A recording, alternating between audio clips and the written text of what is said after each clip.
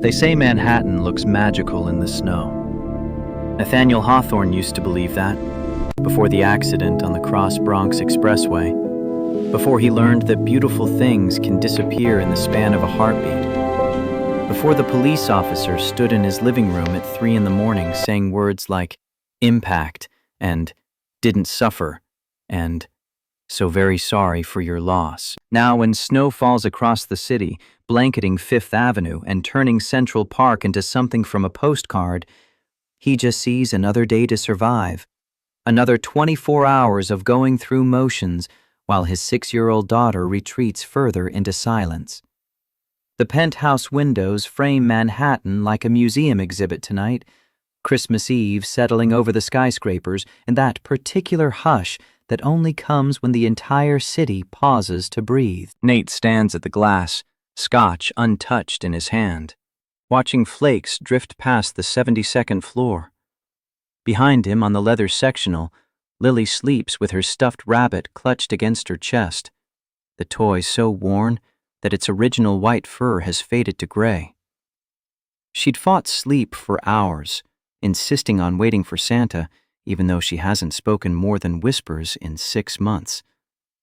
Even those whispers come rarely now, reserved only for moments when the world feels safe enough. He should wake her, carry her to bed, tuck her in the way Caroline used to, with that specific combination of firmness and tenderness he's never quite mastered. But watching her breathe, seeing the occasional flutter of her eyelids that suggests dreams rather than nightmares, feels like the only peace he'll get tonight. The board wants his resignation. Margaret Thornton called 3 times today with thinly veiled accusations about his fitness as a father. The Wall Street Journal is running a profile next week that will dissect every business decision he's made in the past decade, searching for cracks in the foundation of Hawthorne Industries. None of it matters compared to the fact that his daughter is disappearing into herself and he has no idea how to bring her back. The scotch burns going down, expensive and useless.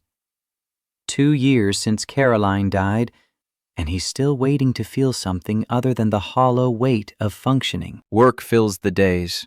Lily fills the evenings. Sleep, when it comes, offers no rest. He's 37 years old, controls a billion-dollar empire, and can't remember the last time he laughed. Until the night she walked into my life for $1,000 and changed everything. The memory surfaces unbidden. September, 3 months ago, that first unexpected snowfall of early autumn.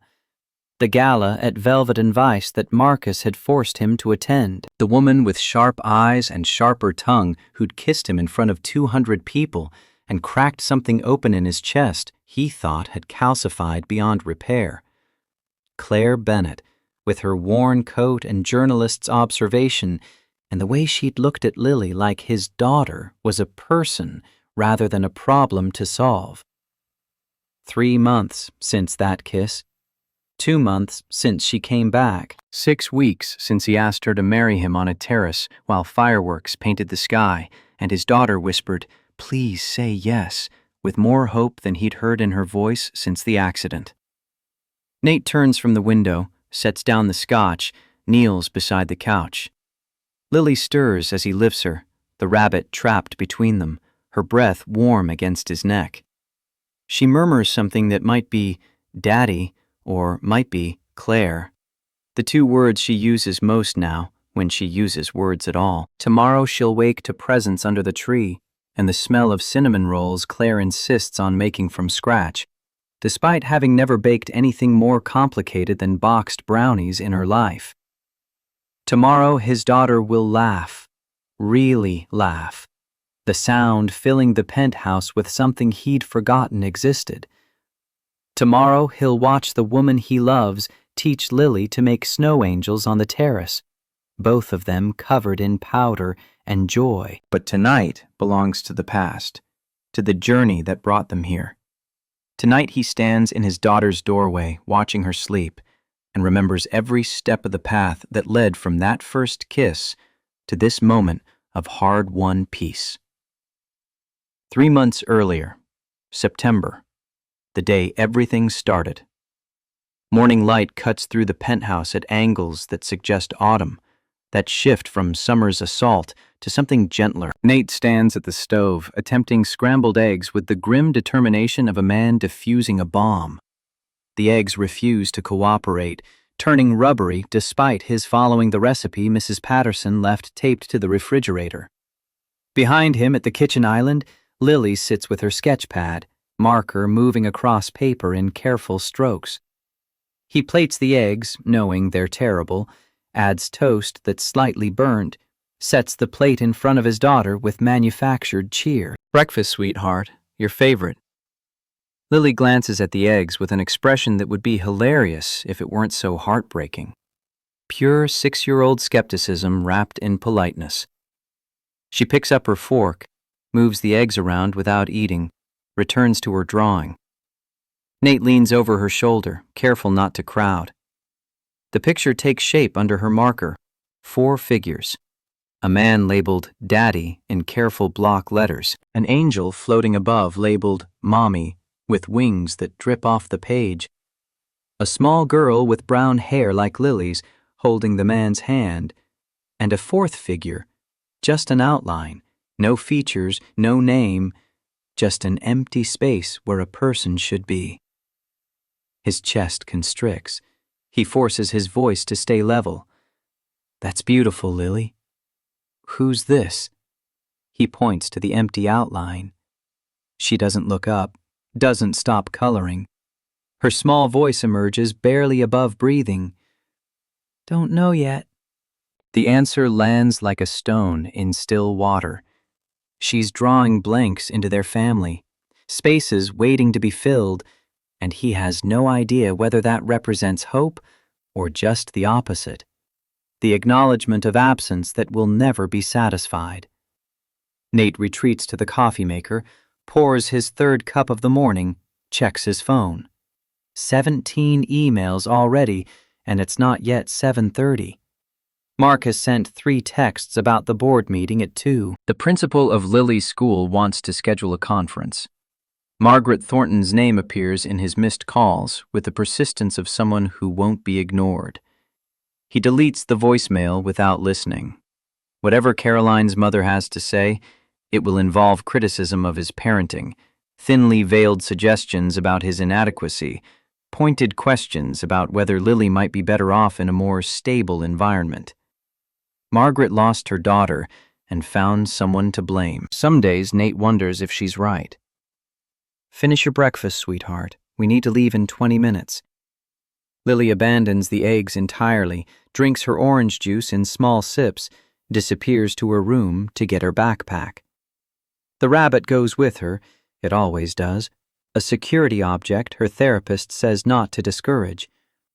When she emerges, dressed in the private school uniform that costs more than most people spend on rent, she looks impossibly small. The drive to school passes in silence. Lily watches the city slide past the car windows, fingers twisted in the rabbit's worn ears. Nate tries to think of conversation, anything to draw her out, settles for pointing out a dog walker juggling 6 leashes in a tangled mess. She smiles, a flicker, gone almost before it registers. He'll take it. Manhattan Collegiate occupies a renovated brownstone in the East 70s, all brass fixtures and old money, and the kind of understated prestige that doesn't need to advertise. Nate pulls up to the curb where other parents deliver their children into the care of teachers who specialize in nurturing the offspring of the wealthy and ambitious. Lily unbuckles slowly, gathering her backpack with movements that suggest reluctance. Before she can open the door, Miss Roberts appears, tapping on the window with a smile that doesn't quite reach her eyes. Nate lowers the glass. "Mr. Hawthorne, do you have a moment?" His jaw tightens. She wouldn't pull him aside for good news. "Of course." He steps out of the car, helps Lily down, watches her trudge toward the entrance where her teacher's aide waits. Miss Roberts, young and earnest, and probably genuinely concerned, clasps her hands in front of her like a supplicant. I wanted to touch base before our scheduled conference. Lily hasn't participated in group time for 3 weeks now. She sits at the edge of the circle, won't make eye contact when called on, and yesterday, during sharing, she just shook her head when asked if she wanted to show her drawing. The words sting more than they should. He knows this already. Dr. Sarah Mitchell, Lily's therapist, updates him weekly on the regression. But hearing it from someone outside the carefully constructed bubble of specialists and paid caregivers makes it real in a way he's been avoiding. She's been through trauma. She's grieving. Miss Roberts nods, sympathy genuine in her eyes. I understand, and we want to support her however we can. But I do think it might help if she attended the peer support group Dr. Martinez runs on Thursdays. It's for children who've experienced loss. Sometimes talking to kids going through similar situations helps. The suggestion is reasonable. Nate hates it anyway. Hates that his daughter needs peer support for trauma. Hates that 2 years isn't enough time to heal from losing a mother. I'll discuss it with her therapist. Of course. And Mr. Hawthorne? Miss Roberts hesitates. Lily is bright, creative, incredibly sweet. She's going to be okay. It just takes time. He nods, thanks her, returns to the car before the pressure in his throat can transform into anything visible. The drive to Hawthorne Industries headquarters passes in a blur of traffic and self-recrimination. By the time he reaches the tower in Midtown, the mask is back in place. Controlled, competent. The CEO who built a tech and real estate empire before turning 35. The elevator deposits him on the 47th floor, where Hawthorne Industries sprawls across an entire level of glass walls and modern design. His assistant, Jennifer, falls into step beside him with coffee and a tablet. Good morning, Mr. Hawthorne. The contracts from the Singapore deal are ready for review. Legal flagged 2 clauses. Mr. Reed is in your office. Marcus occupies one of the leather chairs facing Nate's desk, already on his phone, already 3 steps ahead of whatever crisis needs managing today. They've been friends since Princeton, roommates who turned a dorm room idea about predictive analytics into a company worth billions. Marcus handles operations. Nate handles vision. Together, they've built something that most people only dream about.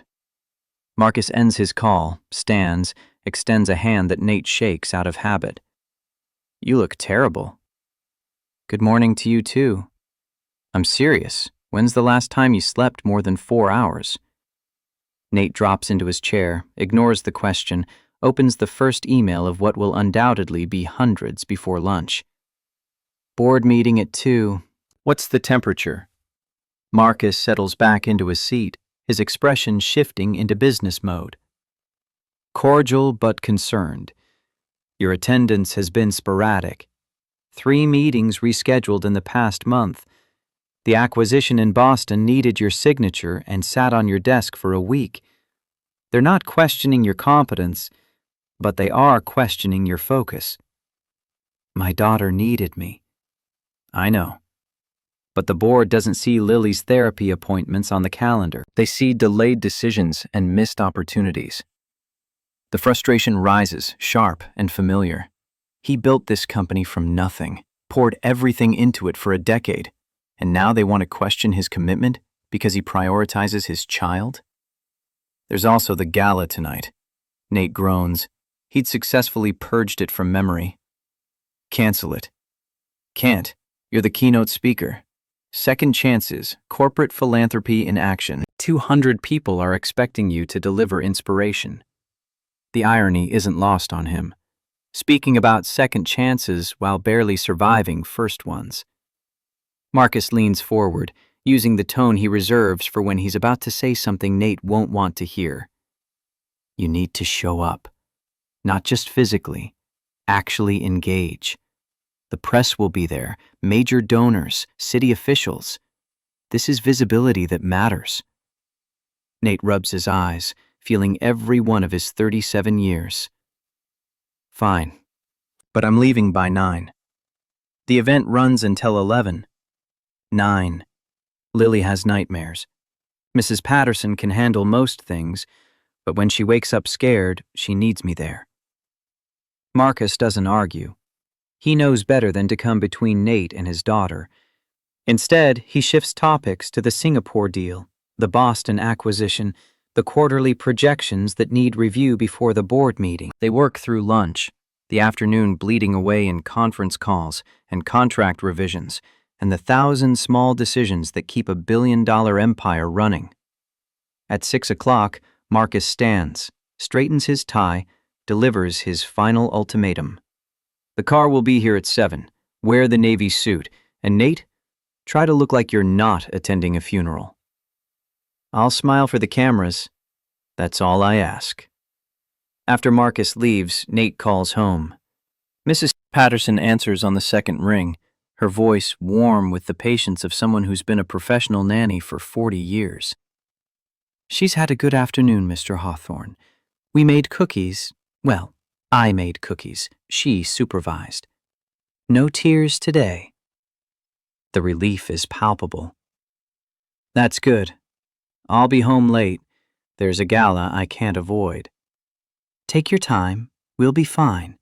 She knows you always come home. The words hit harder than intended. Yes, he always comes home. Unlike Caroline, whose last trip to the grocery store ended in twisted metal and a police officer at the door. Lily knows her father comes home because she learned the hard way that some people don't. Across Manhattan, in a fourth-floor walk-up in Brooklyn that smells perpetually of the Thai restaurant downstairs, Claire Bennett stands in front of her closet, trying to remember if she owns anything appropriate for serving drinks to Manhattan's elite. The answer appears to be no. Everything she owns falls into two categories: cafe casual or slightly nicer cafe casual. The gala tonight requires what the job posting called elegant service attire, code for looking expensive while being functionally invisible. She settles on black pants, a white button-down that's only slightly wrinkled, flats that won't murder her feet after 6 hours of carrying trays. In the bathroom mirror, she attempts to make her hair look intentional rather than wind-blown, gives up, pulls it into a bun that will hold until her shift ends.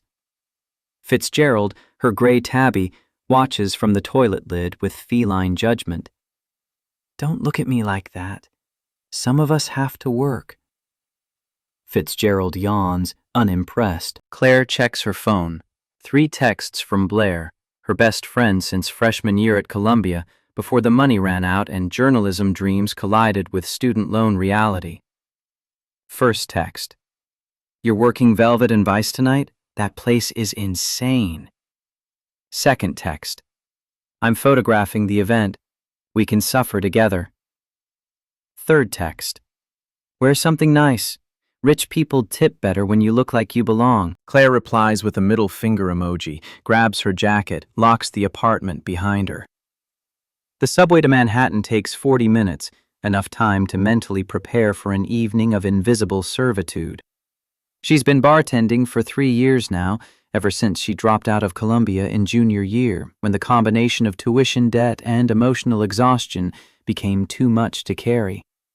The dream had been investigative journalism, stories that mattered, words that changed minds. The reality is mixing martinis for people who won't remember her face. But the money's good. $300 for tonight's gala, plus tips that might add another $100 if she's lucky. 10 more nights like this, and she'll have enough saved to make the first payment on the space in Brooklyn she wants to lease for the preschool. 6 months ago, the idea seemed impossible.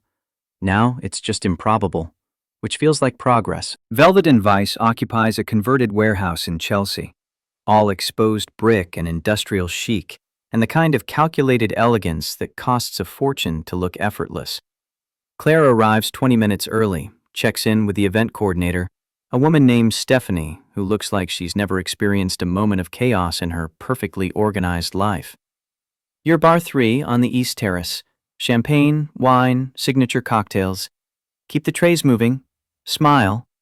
Don't engage unless engaged. Questions? If someone asks for something we don't have, we have everything. Claire makes her way to bar 3, where 2 other servers are already setting up, both looking significantly more polished than her attempt at elegance. The space fills quickly with the kind of people who wear watches worth more than her annual income and discuss vacation homes like they're picking restaurants for dinner. Blair appears with her camera, already snapping candids of early arrivals. This is wild. Half the Forbes list is here. Wonderful. I'll be sure to ask for autographs while delivering their drinks. Blair grins, squeezes her arm. Your cynicism is showing. My realism is showing. There's a difference. The gala kicks into full swing as the sun sets, transforming the terrace into something from a movie. String lights overhead, Manhattan's skyline providing a backdrop that doesn't need enhancement, servers gliding between clusters of wealth and influence. Claire falls into the rhythm quickly, delivering champagne flutes and accepting empty glasses with the practiced efficiency of someone who's worked enough of these events to become invisible. At 8 o'clock, the coordinator dims the lights for the keynote address. A man takes the stage, tall, dark-haired, carrying himself with the kind of natural authority that suggests he's never had to demand attention because it's simply granted. Claire hovers at the edge of the terrace, tray balanced on her hip, half listening as he talks about second chances and corporate responsibility, and the importance of giving back to communities that support success. His voice carries weight, each word delivered with precision. But underneath the polish, she catches something else. Exhaustion, maybe, or the particular weariness of someone going through motions while their mind lives elsewhere. She's heard that tone before, in her own voice during the months after Ryan destroyed everything. The sound of functional depression, competence masking pain. That's Nathaniel Hawthorne. Blair appears beside her, camera hanging around her neck. Should I know who that is? CEO of Hawthorne Industries, tech and real estate. Built the company from nothing in his 20s. Wife died 2 years ago in a car accident. Has a daughter, 6 or 7 years old. Hasn't been seen in public much since the funeral. Claire studies him more carefully. Late 30s, expensive suit that fits like it was custom made. Face that photographs well but carries shadows underneath the professional veneer. He finishes his speech to polite applause, immediately surrounded by people wanting access to whatever proximity to power offers. He looks miserable. Wouldn't you be? Lost his wife, raising a kid alone, running a billion-dollar company? The tabloids call him Manhattan's most eligible widower, which is disgusting but accurate. Claire makes a non-committal sound, returns to her station at the bar.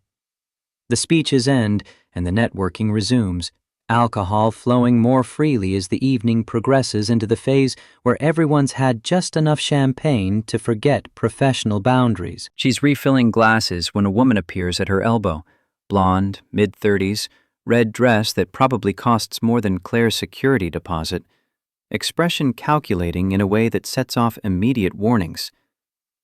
Excuse me, do you work here? The question drips with condescension. Claire bites back her first response, settles for professionalism. Yes, can I get you something? Information, actually. How much do you make tonight? The shift in conversation throws her. She recovers quickly, keeping her voice neutral. 300 base, plus tips? Why? The woman's smile sharpens into something predatory. What if I paid you $1,000? Cash. Right now. Claire sets down the champagne bottle carefully, giving herself time to process. To do what? Because I'm not interested in anything that involves removing clothing or breaking laws. Nothing illegal, just a kiss. A what? The woman points across the terrace with a manicured nail painted the exact shade of her dress. See that man over there? Dark hair, navy suit, looking like he'd rather be anywhere else? Claire follows the gesture. Nathaniel Hawthorne stands at the edge of a group, glass of scotch untouched in his hand, nodding at something a portly man is saying while his eyes track the exit. the keynote speaker. Nathaniel Hawthorne. I want you to walk over there, interrupt his conversation, and kiss him. In front of everyone. Make it memorable. The request is so absurd that Claire actually laughs. You're joking. I'm completely serious. The woman pulls an envelope from her designer clutch, fans it open to reveal a thick stack of hundreds. $1,000. 30 seconds of your time. You walk up, you kiss him, you leave. That's it. Blair materializes at Claire's shoulder, having apparently overheard enough to intervene. Claire, can I talk to you for a second? She lets Blair pull her 3 steps away, speaking in an urgent whisper. Don't do this. That woman is setting you up for something. $1,000, Blair. That's a month's rent plus utilities. That's 10% of what I need for the lease deposit. Something's wrong here. Why would anyone pay that much for a stranger to kiss someone? I don't know, and I don't particularly care. It's a kiss, not murder. What if he has you arrested for assault? Claire considers this, then shrugs. Then I'll have an interesting story to tell. Look, I've been broke for 3 years. I've eaten ramen for dinner more nights than I can count. I've worked doubles until my feet bled and still come up short on bills. If some rich woman wants to pay me a ridiculous amount of money to kiss a man who probably won't even remember it tomorrow, I'm taking the money. She returns to the blonde before Blair can protest further. Up close, the woman's expression reveals something Claire hadn't noticed before. Satisfaction mixed with something darker. Anticipation, maybe. Or revenge. What's your name? Does it matter? I like to know who's hiring me for bizarre tasks.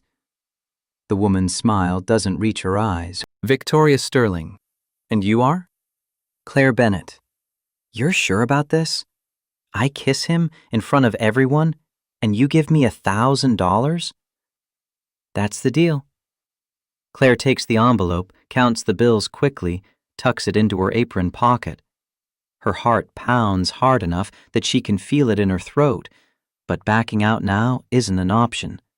$1,000 represents choices, the difference between surviving and almost thriving, between impossible dreams and improbable ones. If I get arrested, you're covering bail.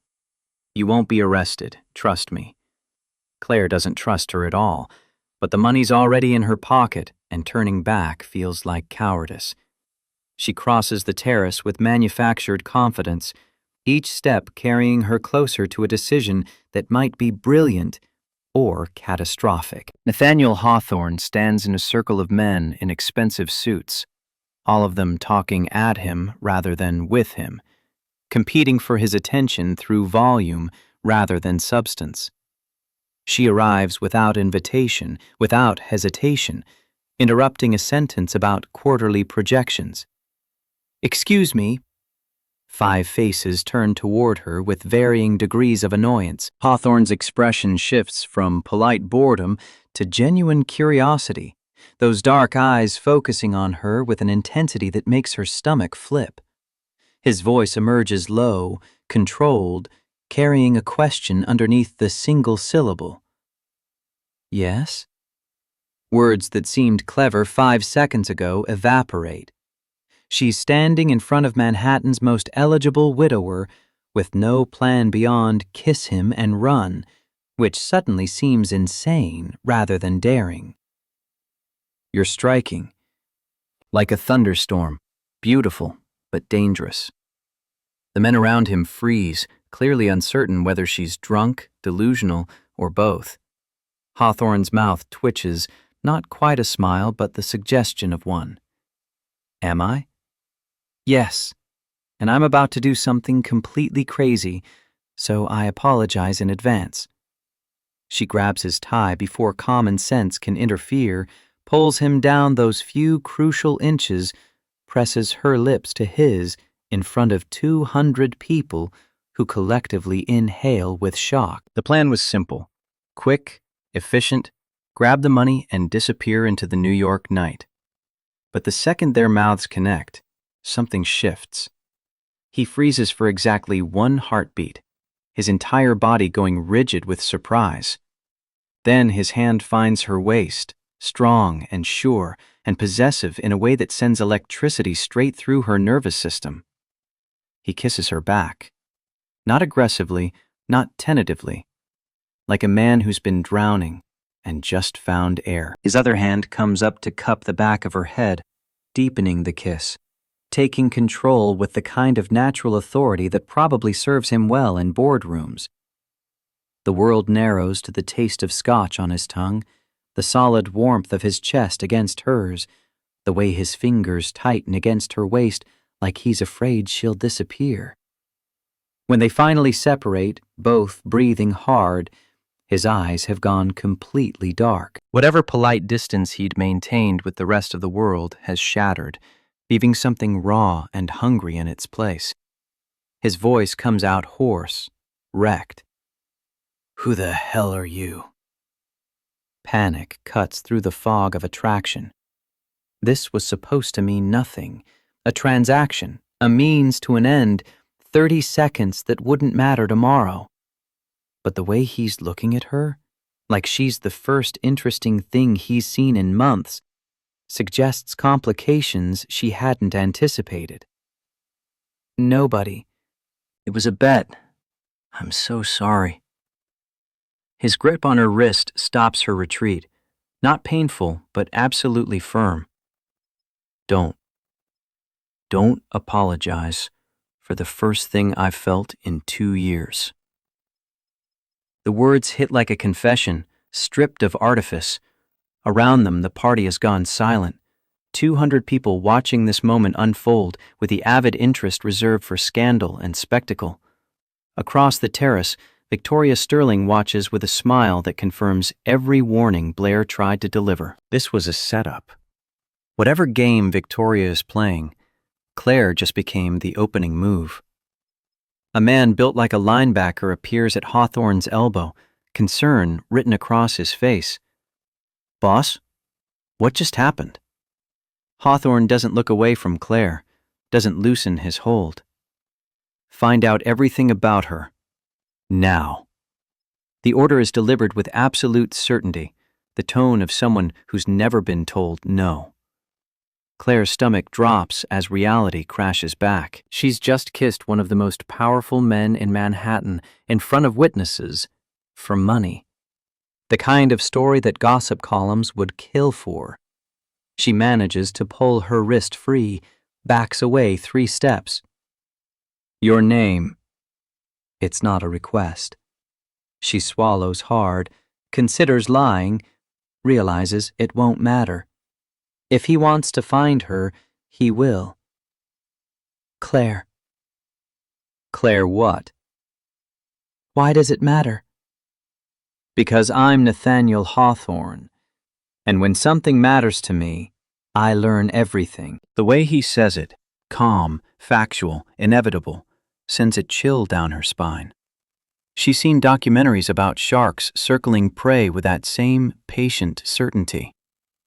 Oh God, Hawthorne Industries. You're the man you just kissed for money. His smile is small, devastating, loaded with promise. That wasn't supposed to mean anything. Yet here we are. She runs, actually turns and flees through the crowd like Cinderella abandoning the ball, except she's not leaving behind a glass slipper, just the shredded remains of her anonymity. Blair catches up to her in the parking garage, camera bouncing against her chest. What the hell was that? A mistake. A spectacular, public, $1,000 mistake. He looked at you like you were the only person in the room. He looked at me like I was a problem to solve. There's a difference. They reach the subway station, descend into the familiar smell of urine and hot metal and New York at night. Claire's hands shake as she swipes her Metro card, adrenaline finally catching up now that the immediate crisis has passed. Blair follows her onto the platform, voice dropping to the concerned tone she reserves for genuine emergencies. Are you okay? The question is harder to answer than it should be. Is she okay? She just kissed a stranger for money and felt more alive in those 30 seconds than in the 18 months since Ryan destroyed her ability to trust. She violated every professional boundary, potentially ruined her reputation, and walked away with $1,000 that will change her life. I don't know. Ask me tomorrow when he hasn't had me arrested for assault. He's not going to have you arrested. How do you know? Blair's smile carries knowledge that Claire doesn't want to examine. Because the way he looked at you, that wasn't anger. That was interest. The dangerous kind. The train arrives and they board, finding seats among the late-night crowd of workers heading home after shifts that started before dawn.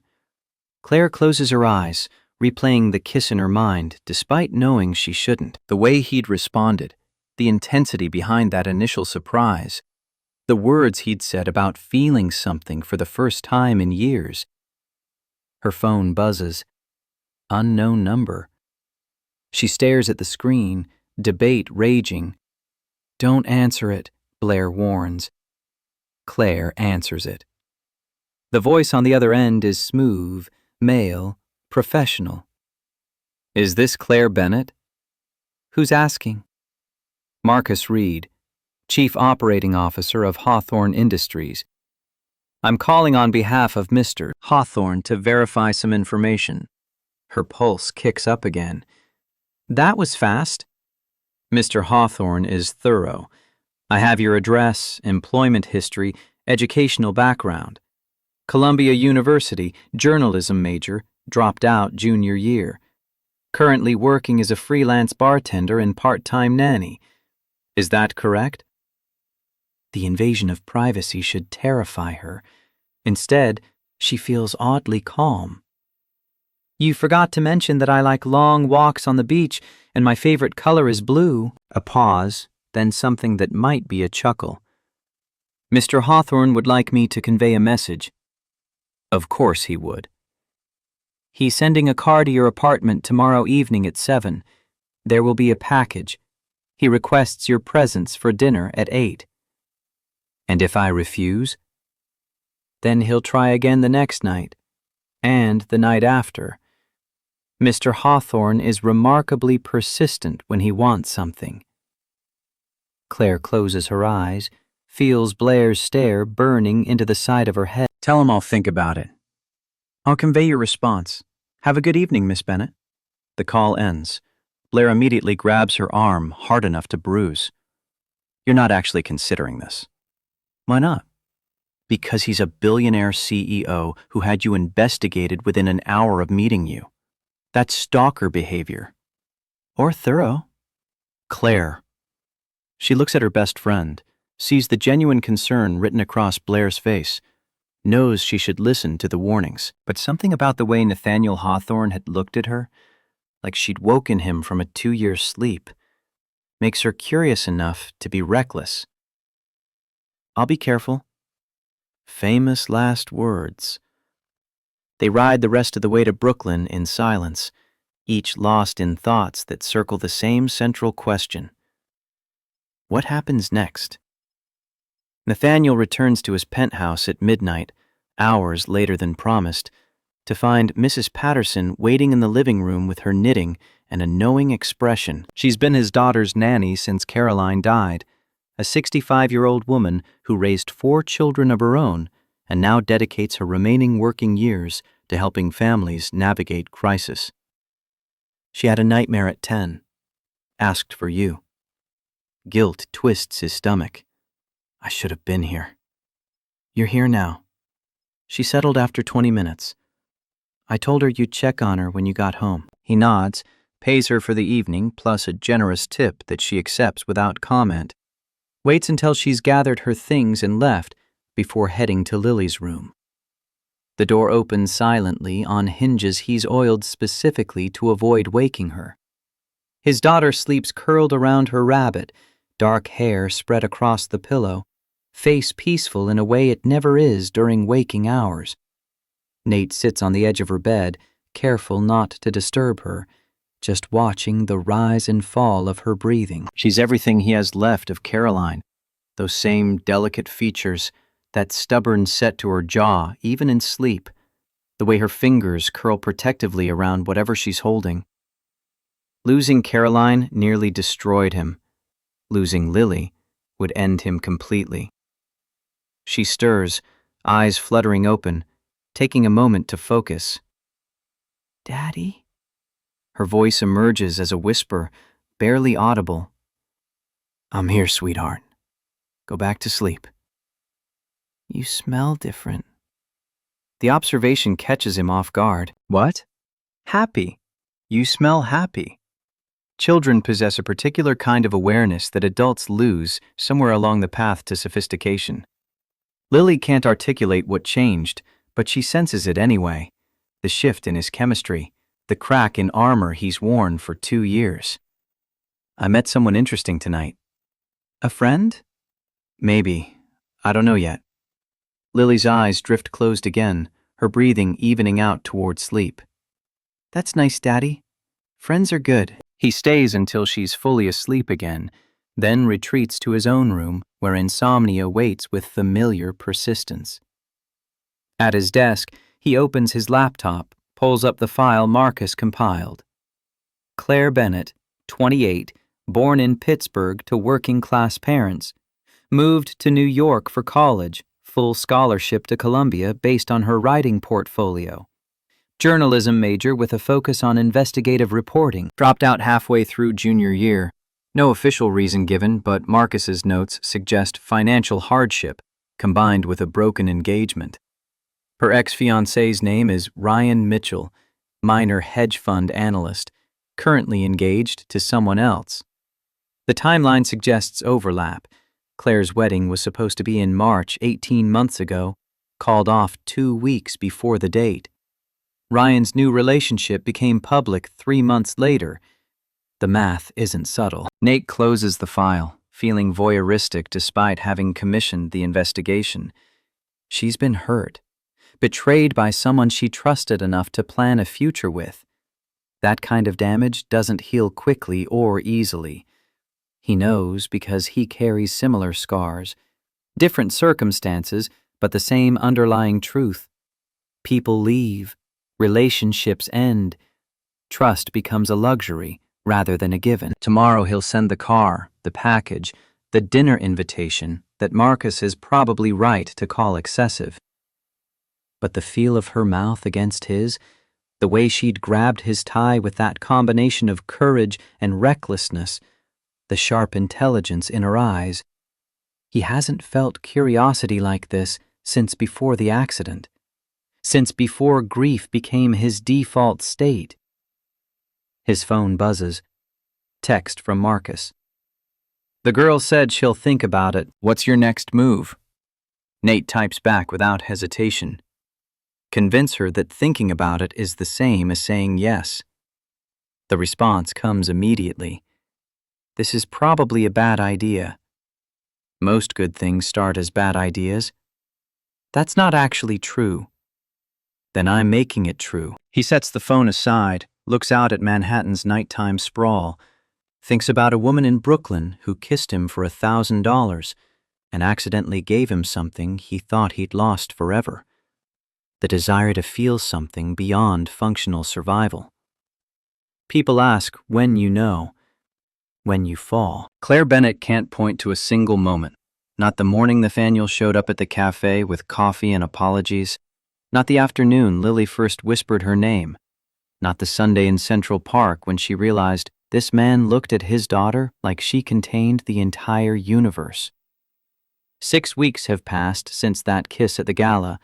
6 weeks of slow gravitational pull toward something that terrifies her precisely because it feels inevitable. November settles over Manhattan with the particular chill that promises winter without delivering it yet.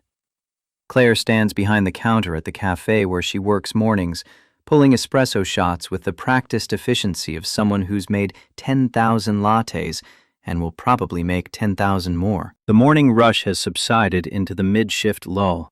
Regulars claiming their usual tables, the smell of burnt coffee and pastries mixing with the November cold that follows each customer through the door. Sarah, her coworker, nudges her with an elbow sharp enough to bruise. "Your boyfriend's here. Again." Claire doesn't need to look to know Nathaniel occupies the corner table by the window, laptop open, phone face down, expensive coat draped over the chair opposite. He's been appearing with clockwork regularity for 3 weeks now, orders black coffee, tips $100 like it's spare change, works remotely while tracking her movements with the focus of someone studying a particularly interesting equation. "He's not my boyfriend." "Then what do you call someone who shows up at your workplace 5 days a week just to watch you pour coffee?" Obsessive comes to mind.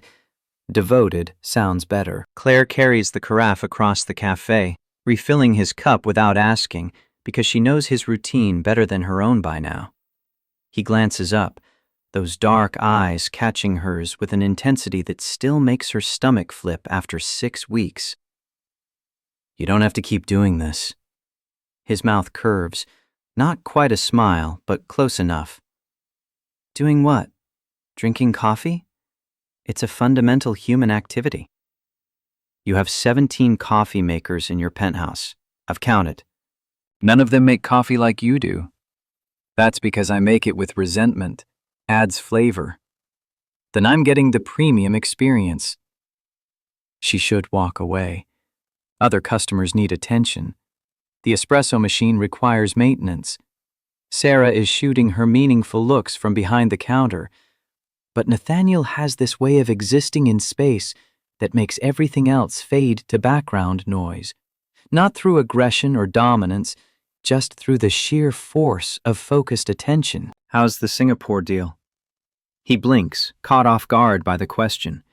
She's been paying attention too, listening when he takes calls, absorbing information the way she used to when journalism felt like calling rather than abandoned dream. "Complicated. Their board wants concessions mine won't accept. We're at an impasse." "Impasses break eventually. Someone always needs the deal more."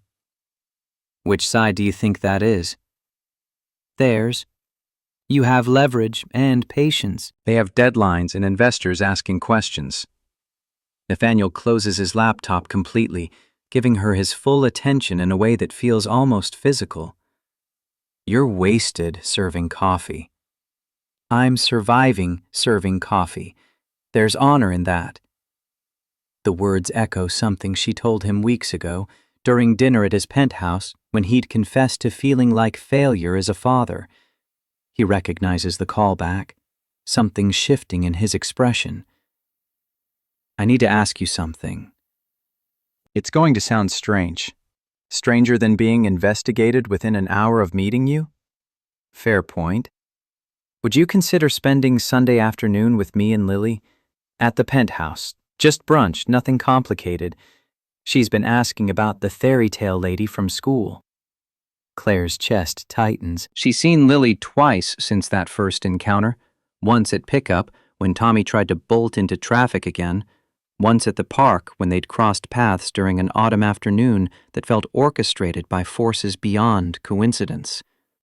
Both times, the little girl had watched her with those enormous brown eyes, half hidden behind her father, curiosity warring with shyness. "I don't want to confuse her." She's already confused about why someone who makes her smile only shows up accidentally. "I'd rather give her consistency than mystery." What if this doesn't work? What if we're just two broken people making mistakes? Nathaniel stands, pulls cash from his wallet, 5 20s for a $3 coffee, sets it on the table. "Then we'll be broken together for a while. But I don't think that's what this is." He leaves before she can argue, coat swinging behind him as he navigates the November sidewalk toward wherever CEOs go when they're not haunting Brooklyn cafes. Sarah appears at her elbow immediately. "You're going." "I didn't say that." "Your face said it. That's the expression of someone about to make a terrible decision that works out anyway." "You can tell that from looking at me?" "I've known you for 3 years. I know your faces." Claire returns to the espresso machine, trying to ignore the warmth spreading through her chest. Sunday. Brunch. A 6-year-old girl who doesn't speak to strangers, but might speak to her. The thought terrifies and compels in equal measure. Sunday arrives with unexpected sunshine, November showing mercy for once. Claire stands outside the glass tower containing Nathaniel's penthouse at precisely 11:30, wearing jeans and a sweater because fancy felt like trying too hard. The doorman recognizes her from previous visits, waves her toward the elevator with the practiced discretion of someone paid well to forget faces. The ride to the 72nd floor passes too quickly. The doors open directly into the penthouse foyer where Nathaniel waits, casual in dark jeans and a button-down rolled to his elbows. He looks younger without the armor of business suits, more human. You came. You didn't think I would? I thought you might talk yourself out of it between Thursday and today. I almost did. 4 times. What changed? Decided being scared was a worse reason to stay home than curiosity was to show up. From deeper in the penthouse, a small voice emerges barely above a whisper. Is that Claire? Lily appears around the corner, still in pajamas, dark hair uncombed, clutching her rabbit with one hand while the other twists the hem of her nightshirt. She looks impossibly small against the backdrop of floor-to-ceiling windows and modern furniture designed more for aesthetics than family life. Claire kneels automatically, bringing herself to eye level rather than looming. Hi, Lily. Sorry I'm early. Should I come back when you're dressed? The little girl shakes her head, takes 2 hesitant steps closer. Daddy said you were coming for breakfast, but I wanted to make sure you really came. Sometimes people say they're coming, but then they don't. The words hit with unexpected weight. How many people has this child watched disappear? Her mother permanently, others temporarily, enough to make promises suspect. I really came, and I brought something. Claire pulls a small wrapped package from her bag, offering it without expectation. Lily approaches cautiously, accepts the gift with both hands, sits cross-legged on the floor to unwrap it with the careful precision of someone who treats objects like treasures. Inside is a children's book, worn but loved, illustrations of a princess who loses her voice. This was mine when I was your age. My grandmother read it to me every night. I thought maybe you'd like it. Lily traces the cover with one finger, lips moving silently as she reads the title. The Silent Princess. She loses her voice but finds it again. Takes time, but she gets there. Because someone helps her? Because she's brave enough to try. The help just makes trying easier. Nathaniel watches from his position by the kitchen, expression unreadable. Lily clutches the book to her chest, looks up at Claire with something that might be trust beginning to form. Will you read it to me after breakfast? If you want me to. I want. The morning unfolds with surprising ease. Nathaniel makes pancakes with Lily's supervision, the two of them moving around the kitchen with practiced coordination. Claire sets the table, pours juice, contributes absolutely nothing to the cooking because her culinary skills peak at microwaving leftovers. They eat on the terrace despite the November chill, wrapped in blankets, Manhattan spreading below them like a promise or threat depending on perspective. Lily barely eats, too focused on the book, flipping through pages while stealing glances at Claire like she might vanish if unobserved. Halfway through breakfast, she scoots her chair closer, then closer again, until she's pressed against Claire's side. The trust is tentative, but real. A 6-year-old testing whether this adult proves safe, or just another disappointment waiting to happen. After they clear the dishes, Lily helps dry with intense concentration. She tugs Claire's hand toward the living room. They settle on the couch, book open between them. Claire reads slowly, changing her voice for different characters, pausing to let Lily study illustrations. The little girl interrupts constantly with questions, observations, theories about what happens next. Nathaniel watches from the kitchen where he's pretending to work on his laptop, though Claire catches him glancing up every few seconds. The look on his face, wonder mixed with something deeper, makes her chest constrict. This matters to him in ways that go beyond dating or attraction. Lily hasn't engaged with anyone like this in months, maybe longer. They reach the story's climax, where the princess finally speaks after pages of silence. Lily's whisper emerges barely audible. What made her ready? To talk again? Claire closes the book carefully, considering her answer. She found a friend who listened, even when she couldn't speak, and that made her feel safe enough to try. Did you ever lose your voice? The question catches her off guard. She could deflect, keep this light, but Lily's watching her with those huge eyes, waiting for truth rather than platitudes. Different kind of losing.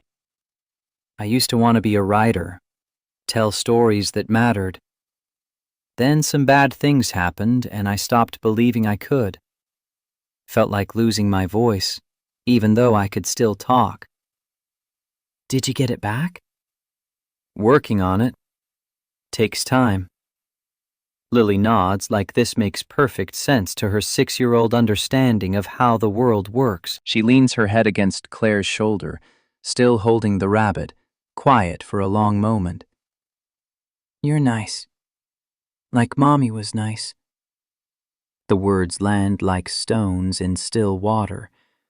Nathaniel goes completely still in the kitchen, laptop forgotten. Claire barely breathes, aware she's standing on sacred ground, that this comparison to Caroline is either gift or landmine. That's the kindest thing anyone's ever said to me. Lily tilts her head up, studying Claire's face with the unfiltered intensity children bring to important assessments. Will you come back? Not just by accident? If your dad invites me, yes. Daddy! Lily's voice carries across the penthouse. Can Claire come back? Nathaniel sets down his coffee, crosses to them, kneels so they're all at eye level. Would you like that, sweetheart? Yes. She reads good. And she doesn't talk too much. Some people talk too much, and it makes my head tired. He glances at Claire, something vulnerable flickering across his expression. Then, yes, Claire can come back whenever she wants. The afternoon dissolves into drawing. Lily produces her art supplies and insists Claire help her illustrate a new story about a fairy who lives in Brooklyn and takes the subway. Nathaniel eventually abandons pretense of working, joining them on the floor with markers and construction paper, the three of them creating increasingly absurd additions to Lily's narrative. The little girl laughs, actually laughs, at Claire's terrible attempt to draw a subway rat wearing a crown. At 4 o'clock, Mrs. Patterson arrives for her evening shift, stopping short when she sees them scattered across the living room floor covered in marker stains. Lily jumps up, practically vibrating with excitement. Mrs. Patterson, this is Claire. She's Daddy's friend and my friend, and she reads really good and can't draw at all. The elderly woman smiles, warm and knowing. It's lovely to meet you, Claire. Lily, sweetheart, you need to get ready for your bath. But Claire just got here. Claire's been here for 5 hours, Angel. She probably has other things to do. Lily's face falls, that quick shift from joy to devastation that children navigate without buffer. She turns to Claire, desperation in her eyes. You'll come back? I promise. Tomorrow? Claire glances at Nathaniel, who nods with perhaps too much enthusiasm. Tomorrow's Monday. I have work, but Wednesday? After school? Wednesday. That's 3 days. I can wait 3 days. She throws herself at Claire, small arms wrapping tight around her waist, face pressed against her stomach. The hug lasts exactly 5 seconds before Lily releases her and runs toward the bathroom, Mrs. Patterson following with patient footsteps. The silence they leave behind feels weighted. Nathaniel walks Claire to the elevator, hands in his pockets, shoulders slightly hunched in a way that suggests vulnerability. Thank you. For today. For her. She's remarkable. You've done an incredible job. I've done survival. You gave her joy. That's different. The elevator arrives with a soft chime. Claire steps inside, turns to face him, words forming before caution can stop them. This scares me. How much I already care. How fast this is happening. It scares me too.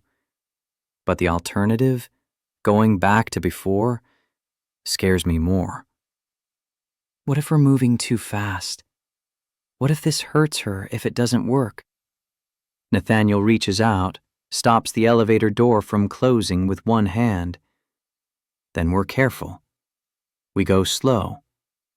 We make sure she knows this isn't about replacing anyone. But Claire, she hasn't smiled like that since Caroline died. I'm not asking you to be her mother. I'm asking you to be exactly who you are. Someone who sees her and stays. The words settle somewhere deep.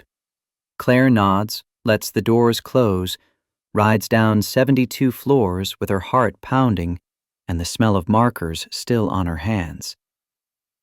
3 days later, Marcus corners Nathaniel in his office with the expression that usually precedes uncomfortable truths. We need to talk about the board. Nathaniel doesn't look up from the contract he's reviewing. What about them? They're concerned. You've rescheduled 3 meetings in the past month. The Boston acquisition sat on your desk for a week waiting for signature.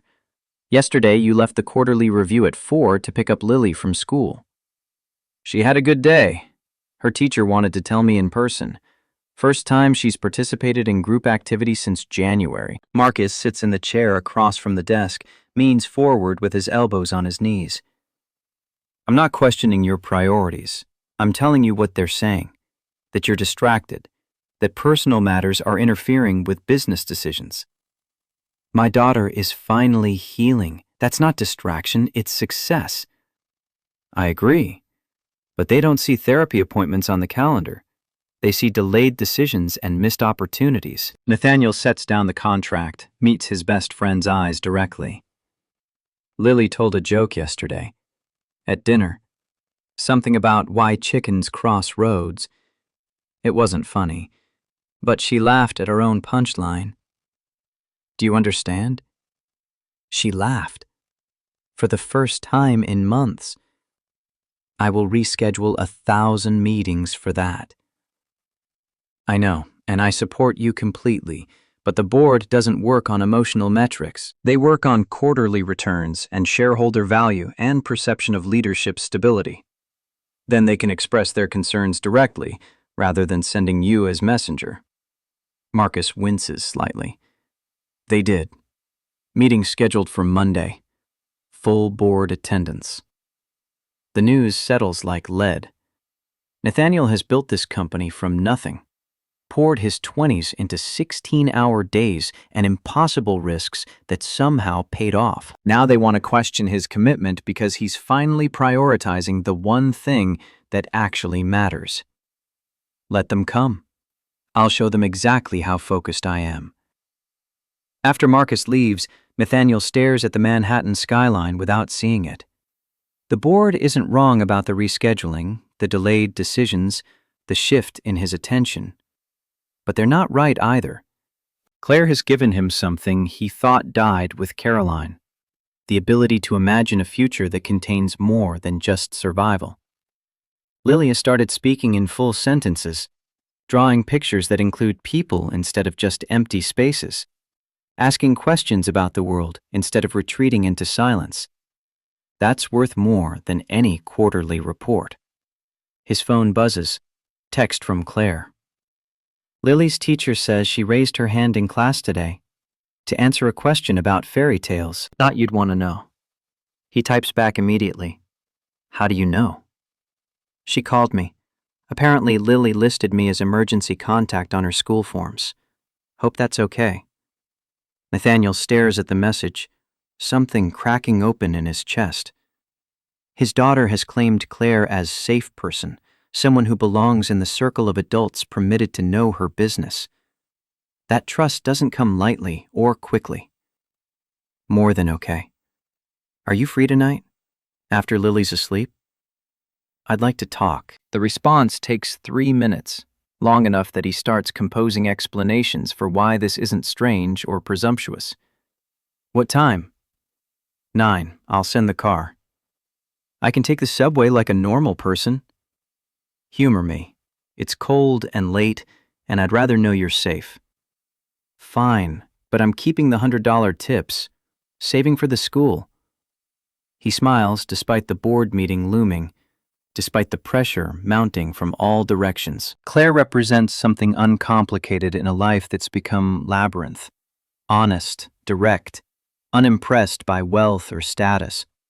She shows up because she wants to, not because it serves ambition or agenda.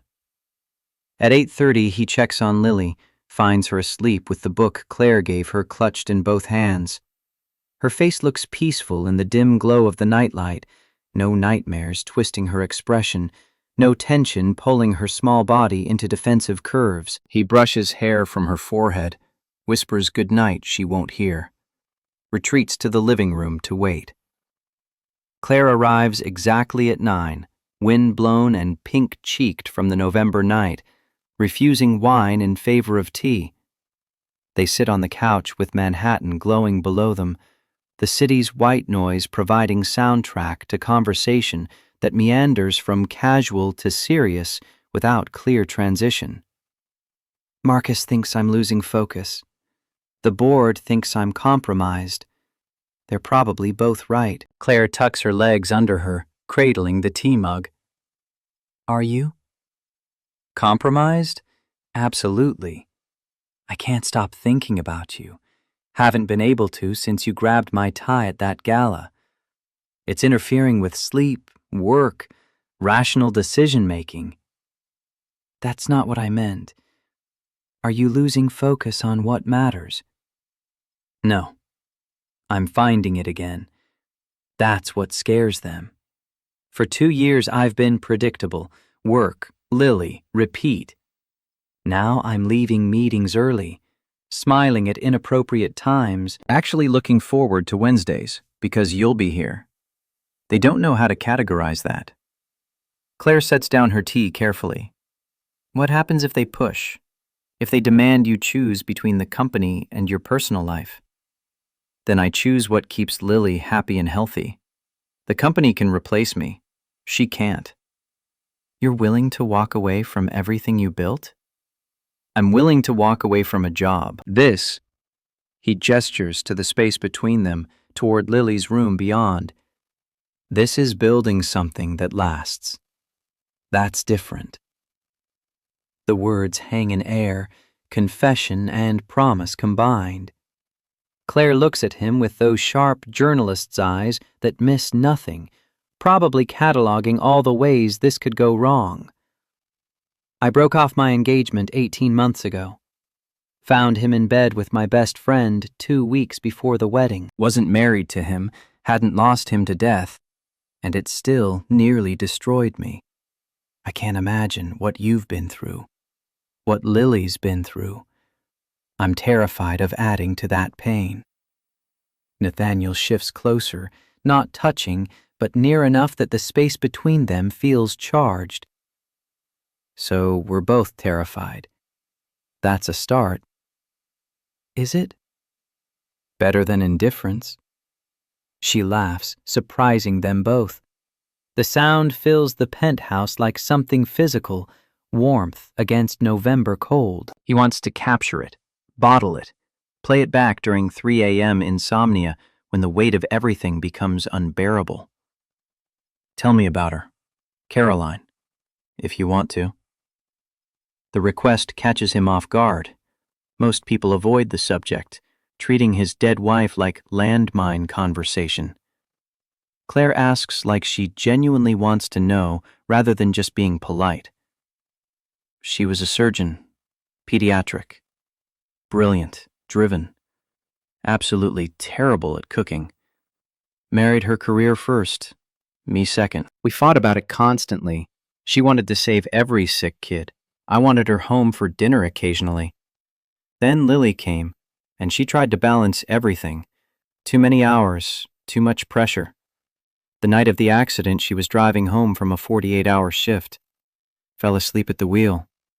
Didn't even see the truck.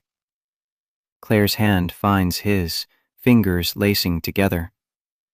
I'm sorry. That's inadequate, but true. Everyone's sorry. No one knows what to do with it. You're the first person in 2 years who's treated me like I'm more than just widower with tragic past. You're a father doing impossible job well, a CEO running billion-dollar company, a man who tips $100 for bad coffee. The widower part is just one piece. You make terrible coffee. I know. You keep coming back anyway.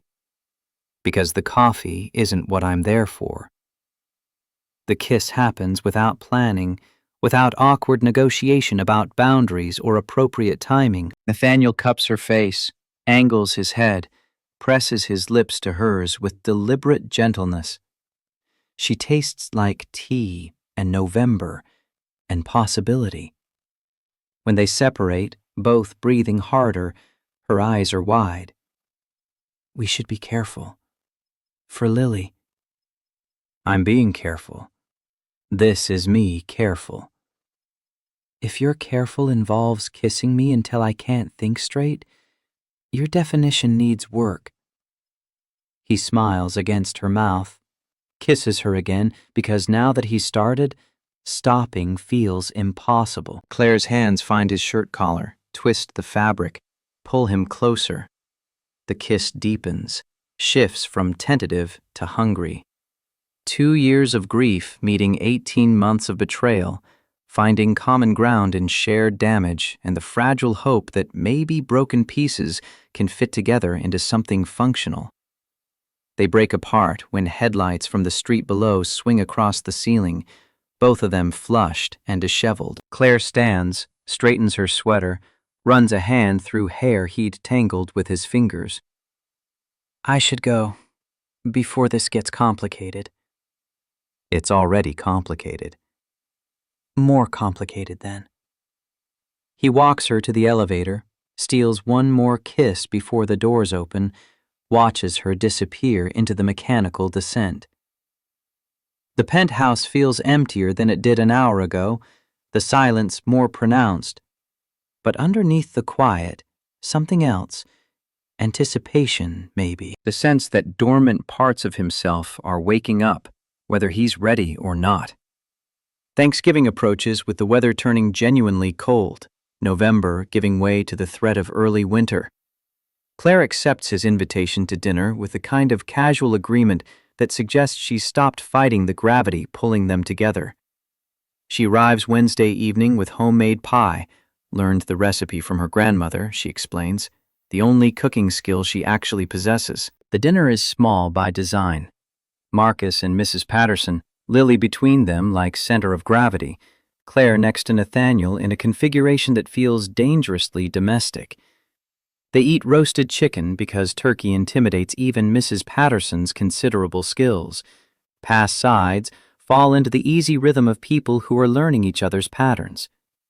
Lily insists on helping Claire with dessert, the two of them disappearing into the kitchen while the adults clear dishes. Through the doorway, Nathaniel watches them decorate the pie crust with spare dough cut into leaf shapes, their heads bent together in concentration.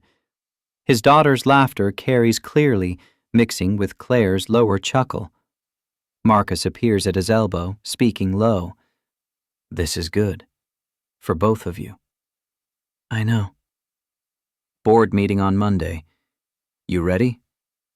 As ready as I'll be to defend why I'm choosing human connection over quarterly profits. They're not monsters. just nervous. Nervous people make bad decisions. Before Marcus can respond, the doorbell rings. Nathaniel frowns. They're not expecting anyone. Mrs. Patterson moves to answer it, but he waves her off, crossing to the door himself. Through the peephole, Margaret Thornton stands in the hallway, perfectly dressed even for unexpected visits, expression stern. He opens the door, already feeling the evening shift from peaceful to problematic. "Margaret, this is unexpected." Caroline's mother sweeps past him without waiting for invitation, sharp eyes cataloging the domestic scene. The dinner remnants, Marcus watching from the kitchen, Lily's laughter from deeper in the penthouse. "I was in the neighborhood. Thought I'd see my granddaughter." The lie is obvious. Margaret lives on the Upper East Side, nowhere near this building. She's come to inspect, to judge, probably to criticize. Lily hears her grandmother's voice, emerges from the kitchen with Claire right behind her, both of them dusted with flour. Margaret's gaze lands on Claire, freezes. "And who is this?" Nathaniel steps between them, protective instinct firing. "Claire Bennett, a friend." "How convenient." The words drip with something toxic. "My daughter dead barely 2 years, and you've already moved on." Claire starts to back away, to remove herself from whatever this is about to become. Margaret's attention snaps to her like magnet to metal. "Don't bother leaving. I want to see the woman who thinks she can replace Caroline." "I'm not trying to replace anyone." "No? Then what are you doing here? Sharing Thanksgiving with my son-in-law and granddaughter, making yourself indispensable while Caroline's barely cold." "Margaret, that's enough." Nathaniel's voice cuts, sharp, controlled anger underneath. "You're out of line." "Am I? Or am I the only person willing to say what everyone's thinking? That you're using this poor girl as Band-Aid for grief, and when the novelty wears off, she'll be gone and Lily will be hurt again." Lily has retreated behind Claire, small hands gripping her jeans, face crumpling toward tears. Claire kneels automatically, wraps an arm around the little girl, speaks in a whisper meant to comfort. "It's okay. Your grandmother is upset." Sometimes grown-ups say things they don't mean when they're upset. "That's exactly my point." Margaret's voice rises. "You're making her dependent on you. What happens when you leave? When reality sets in and playing house with a widower loses its appeal?" "Margaret, you need to leave. Now." Nathaniel's control is slipping, barely maintaining civil tone. "Sweetheart." Margaret ignores him completely, addresses Lily directly. "Say goodbye to Daddy's friend. She won't be here long." They never are. Lily's face crumples completely, tears spilling over. She turns and runs toward her room, the sound of her door slamming echoing through the penthouse. Claire stands slowly, faces Margaret with quiet dignity that somehow makes the older woman look small, despite her designer clothes and inherited wealth. "You just traumatized your granddaughter because you're angry at life for taking your daughter. I'm sorry for your loss, genuinely. But don't use grief as excuse to hurt people who are trying to help Lily heal." She collects her coat without looking at anyone, shoulders rigid with controlled emotion. Nathaniel follows her to the elevator, aching to stop her, knowing he can't force her to stay after what just happened. "Claire, wait, please. Don't let her drive you away." "I'm not. I'm leaving because being here right now makes things worse for Lily. She doesn't need to see me and her grandmother fighting over her future." This isn't over.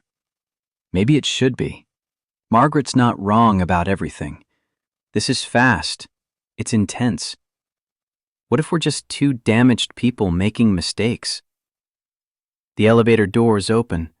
She steps inside, finally meets his eyes with something that might be regret or might be resignation. "I need time to think about whether I'm helping or hurting. The doors close before he can argue. Behind him, Margaret stands in the doorway, looking righteous and satisfied. Marcus has disappeared, probably to check on Lily. Mrs. Patterson waits by the couch, sympathy written across her weathered face. Nathaniel turns to Margaret, voice colder than he's ever used with her. Get out. You're not welcome here until you apologize to Claire and Lily both. I'm protecting my granddaughter. You're destroying her progress because you can't handle that life moved forward after Caroline died. Get therapy. Process your grief, but don't poison my home with your bitterness again. He holds the door open, waits until she leaves with wounded dignity, closes it harder than necessary. The penthouse feels contaminated now, the peace of the evening shattered beyond repair. He finds Lily in her room, curled on the bed, crying into her rabbit, while Mrs. Patterson rubs her back in useless circles. Is Claire gone? The question emerges between sobs. For tonight. But she'll be back. She promised. Grandma said she won't stay, that people always leave. The words knife through him.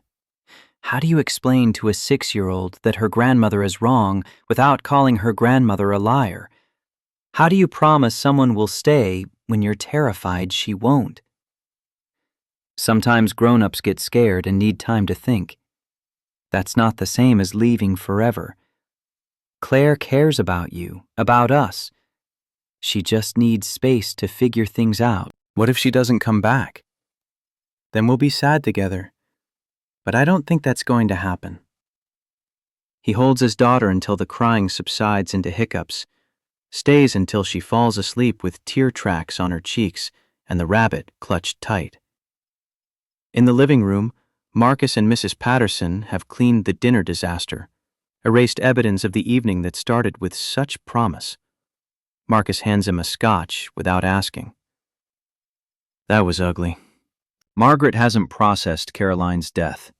She's turned grief into weapon. What about Claire? You think she's coming back? Nathaniel drinks the scotch in one burning swallow. I don't know, but I'm not giving up without a fight. 3 days pass with no word from Claire.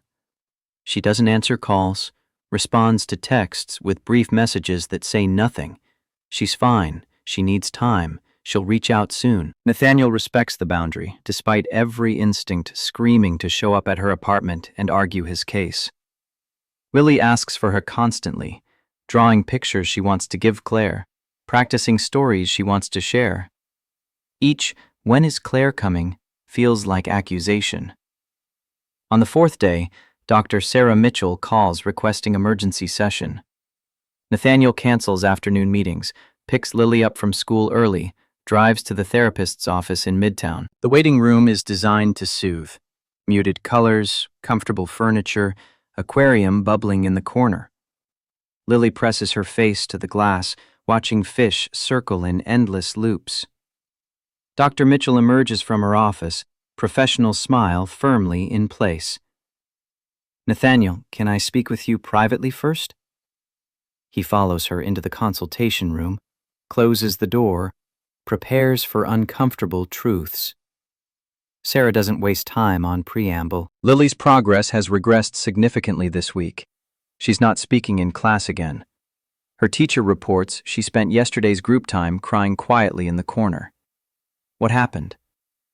He explains Thanksgiving, Margaret's attack, Claire's disappearance. Sarah listens without interrupting, making occasional notes, her expression growing more concerned as the story unfolds. This is exactly what I warned you about. Lily's attachment to Claire was forming rapidly. When someone she's begun to trust suddenly becomes unavailable, it triggers abandonment trauma from Caroline's death. I know, but I can't control other people's actions. Margaret showed up without warning. Claire needed space. I can't force her to stay. I'm not asking you to force anyone. I'm telling you that you need to resolve this quickly. Either commit to Claire fully make her permanent presence in Lily's life, or end it cleanly so Lily can begin processing another loss. The limbo of not knowing is causing more damage than either choice would. The words land like physical blows. You're asking me to propose or break up. Those are the options? I'm asking you to be decisive. For your daughter's sake. Lily can't handle ambiguity right now. She needs certainty, even if that certainty is painful. He drives home in silence, Lily drowsing in the car seat behind him, Sarah's ultimatum echoing. Commit or end it. Make Claire permanent or let her go. The choice should be impossible to make after 6 weeks of dating. But the alternative, watching his daughter retreat back into the silence she'd finally started emerging from, feels worse than any risk. At midnight, he shows up at Claire's apartment without warning or invitation. She answers the door in sweatpants and an old Columbia sweatshirt, eyes red-rimmed like she's been crying or hasn't slept, or both. Nate, what are you doing here? Fighting for you. For us. For Lily. Can I come in? She steps aside, lets him into the tiny apartment that smells like takeout and cat litter and the particular loneliness of someone living alone by circumstance rather than choice. Fitzgerald watches from the couch with feline suspicion. I can't do this. Claire's voice breaks immediately. I can't be what Lily needs. What you need. Margaret was right. I'm just bartender playing house with people way out of my league. That's fear talking, not truth, is it? Look at me, Nate. Really look. I'm a college dropout who serves coffee and babysits to pay rent. You're a billionaire CEO with a traumatized daughter who needs professional help, not some woman who thinks reading fairy tales is therapy. Lily needs you. I need you. This isn't about league or money or what makes sense on paper. It's about connection. About the fact that my daughter smiled for the first time in months because you showed up and saw her. What if I mess her up worse? What if I'm here for 6 months and then can't handle it? What if I fail you both the way Ryan said I failed him? Nathaniel crosses the room, cups her face in both hands, forces her to meet his eyes. Ryan was wrong about you. Margaret is wrong about you. The only person questioning whether you're enough is you. And I'm telling you, begging you, stop running from the best thing that's happened to either of us in years because you're scared of failing. Failure is walking away from something real because comfort feels safer than risk. Tears spill over, tracking down her cheeks. I'm terrified of hurting her, of hurting you. Then don't leave. Stay and figure it out with us. But Claire, I need you to decide. Lily can't handle not knowing. Her therapist says we're in limbo and it's damaging her. So I'm asking, are you in or out? Because I love you. I've loved you since you compared me to a thunderstorm and grabbed my tie like you owned the world. And I'm not going to let fear make decisions for us anymore. The confession hangs between them, raw and undefended. Claire stares at him like he's speaking a language she's still learning to translate. Then she closes the distance, kisses him with desperation and need and something that feels like surrender. He responds immediately, backing her toward the bedroom, hands tangling in her hair, 2 months of restraint finally breaking. They tumble onto the bed in a tangle of clothing and need, urgent and graceless and perfect. When he pushes inside her, she makes a sound that's half sob, half moan, clinging to him like he's the only solid thing in a world spinning too fast. They move together with the desperation of people who've waited too long, held back too much, let fear dictate until fear itself became unbearable. After, wrapped in her sheets with Manhattan's noise filtering through thin walls, Claire traces patterns on his chest. I'm terrified. Me too. But less terrified with you than without you. What if I'm not ready? What if stepping into your life breaks me? Then I'll help put you back together. Same way you're helping me and Lily. That's what love is. Showing up for the hard parts, not just the easy ones. She turns in his arms, meets his eyes in the dim glow of streetlights through curtains. I'm staying. Not because I'm not scared. Because you make me want to be brave enough to try. He kisses her forehead, her nose, her mouth, sealing the promise. Morning arrives too soon, light bleeding through windows that face east. Nathaniel wakes to 15 missed calls from Marcus. The board meeting got moved to today. Emergency session. They need him there by 9. Claire stirs beside him, blonde hair tangled on the pillow, expression peaceful in sleep. He hates to wake her, but they need to get to Lily, explain that Claire is back, that the uncertainty is over.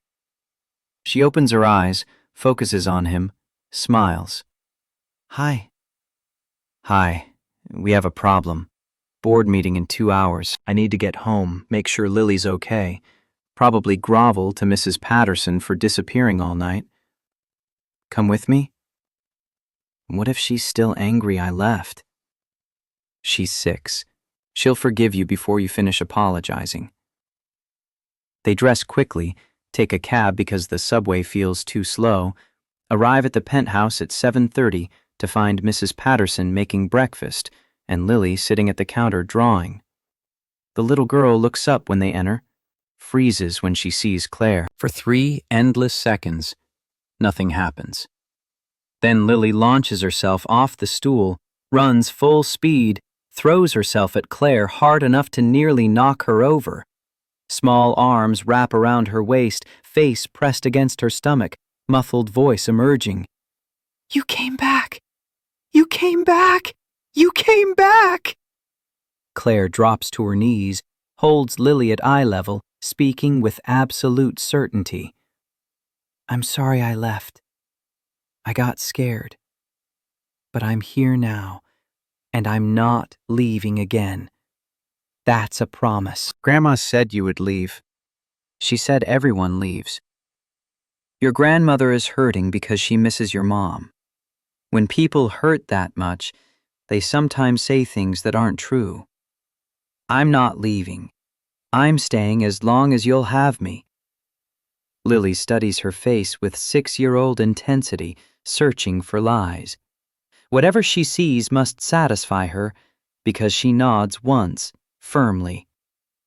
Okay, but you can't get scared again. Being scared is stupid. Being scared is human. But running away because you're scared is what we work on stopping. Deal? Deal. Mrs. Patterson watches from the kitchen with knowing expression, probably already planning how to tell her friends about the romantic drama unfolding in her employer's household. Marcus will hear about this within hours, have opinions ready by lunch. But none of that matters compared to Lily's small hand finding Claire's, pulling her toward the table to show off the drawings she's made. Nathaniel checks his watch, 40 minutes to shower, change, get to Midtown for the board meeting that will determine whether his company trusts him to lead, while simultaneously building a life that contains more than just work. Claire catches his eye, mouths go, waves him toward his room. The domestic tableau feels surreal, his daughter and the woman he loves sharing breakfast while his life potentially crumbles in boardrooms across town. He showers in record time, dresses in the navy suit Marcus insists projects authority, kisses Lily goodbye with promises to be home for dinner. At the door, Claire stops him with a hand on his arm. Whatever they say in that meeting, remember, you're choosing right. The company is important, but Lily is everything. They're wrong if they can't see that. I might lose my job. Then you'll get another one, or start another company, or retire and become stay-at-home dad. None of those options are catastrophic. He kisses her once, hard and fast, leaves before the urge to skip the meeting entirely becomes overwhelming. The board meeting happens in a conference room on the 47th floor, all glass and steel and uncomfortable chairs designed to keep people alert. 11 faces watch as Nathaniel presents quarterly results, fields questions about the Singapore deal, deflects concerns about restructuring timelines. Everything proceeding normally until Michael Brennan, board member who's never liked him, leans forward with predatory interest. Let's discuss the real concern here. Your attendance has been unreliable. Decision-making delayed. 3 people in this room have heard rumors about personal distractions affecting your judgment. My personal life doesn't affect my ability to run this company, doesn't it? You left last quarter's investor meeting early, postponed the Boston signing twice. Yesterday you canceled afternoon meetings with no explanation. I had family emergency. Your daughter had therapy appointment. That's not emergency. It's poor time management. The room goes quiet. Marcus, sitting to Nathaniel's right, tenses visibly. This is the moment. Defend himself and risk looking weak, or attack and risk alienating the board further. You're right. I left for therapy. My 6-year-old daughter has selective mutism, stemming from watching her mother die in a car accident. She's been in treatment for 18 months. Last week, she regressed badly enough that her therapist called emergency session. So yes, I canceled meetings. And I'd do it again. Because unlike quarterly reports or investor relations, my daughter can't be rescheduled. Brennan doesn't back down. No one questions your devotion as father. We question whether you can balance that devotion with responsibilities to this company and its shareholders. Perhaps it's time to consider transition. Bring in COO who can handle day-to-day while you focus on family. You mean replace me? We mean ensure company stability during your personal transition. Marcus finally speaks, voice carrying steel. Before we discuss stability, perhaps we should discuss results. Under Nathaniel's leadership, even during his alleged distraction, we've seen 14% growth, secured 3 major acquisitions, and positioned ourselves for expansion into markets our competitors haven't touched. His personal life hasn't interfered with company success. It's enhanced it by giving him perspective other CEOs lack. Perspective doesn't sign contracts. No, but vision does. And Nathaniel's vision built this company from dorm room idea to billion-dollar enterprise. You want to replace that because he prioritizes his traumatized daughter? Good luck finding someone with his track record who'll tolerate that level of micromanagement. The argument escalates, voices rising, positions hardening. Nathaniel watches it unfold with strange detachment, realizing that Sarah was right. He needs to choose. He can fight for the company, sacrifice personal time, prove dedication through martyrdom, or he can walk away from the table and trust that what he's built is strong enough to survive transition. His phone buzzes. Text from Claire. Lily wants to know if you can come to parent-teacher conference tomorrow at 10. I told her I'd ask. He types back without thinking. Yes. Even if work needs you? Especially then. The response comes immediately, just a heart emoji. Nathaniel looks up at the board, at Brennan's satisfied expression, at Marcus defending him with arguments that sound increasingly futile. The answer crystallizes with sudden clarity. You're right. The room falls silent. Brennan leans back, already savoring victory. I'm glad you're being reasonable about transition. I'm not resigning, but I am restructuring. Marcus becomes CEO, effective immediately. I'll retain board seat and advisory role, but daily operations transfer to him. He's earned it, and frankly, he's better at office politics than I'll ever be. Marcus looks shocked. Brennan looks suspicious. This is rather sudden. It's overdue. I built this company because I had nothing else. Now I have something more important, family that needs me present, not just financially providing. Marcus has my complete confidence. If yours is contingent on me sacrificing my daughter's well-being, then perhaps I'm on the wrong board. He stands, gathers his materials, leaves before anyone can argue. The elevator ride down feels weightless, like dropping in free fall towards something that might be disaster or might be liberation. His phone rings, Marcus probably having an aneurysm. What the hell just happened? I made a choice. You're welcome, by the way. I'm not ready to be CEO. We haven't discussed succession planning.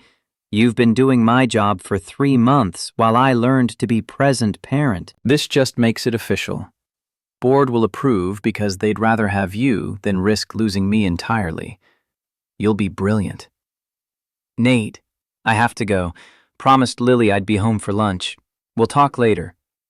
He hangs up, walks out of Hawthorne Industries headquarters, feeling lighter than he has in years. On the sidewalk, Manhattan rushing past, he calls Claire. I just quit. Sort of. Promoted Marcus, stepped down from daily operations. Her voice carries concern and something else. Pride, maybe. How do you feel? Terrified? Free? Possibly insane. Can you meet me at home? I want to take you and Lily to lunch. Celebrate unemployment. You're not unemployed. You're transitioning to what actually matters. Is that what we're calling it? That's what love calls it. The word still feels new, fragile. He tests it out loud. I love you too. In case the dramatic gestures haven't made that clear, her laugh carries through the phone, warm and real. They've made it clear. Now get home. Your daughter and I are making plans that involve ice cream and possibly irresponsible amounts of candy.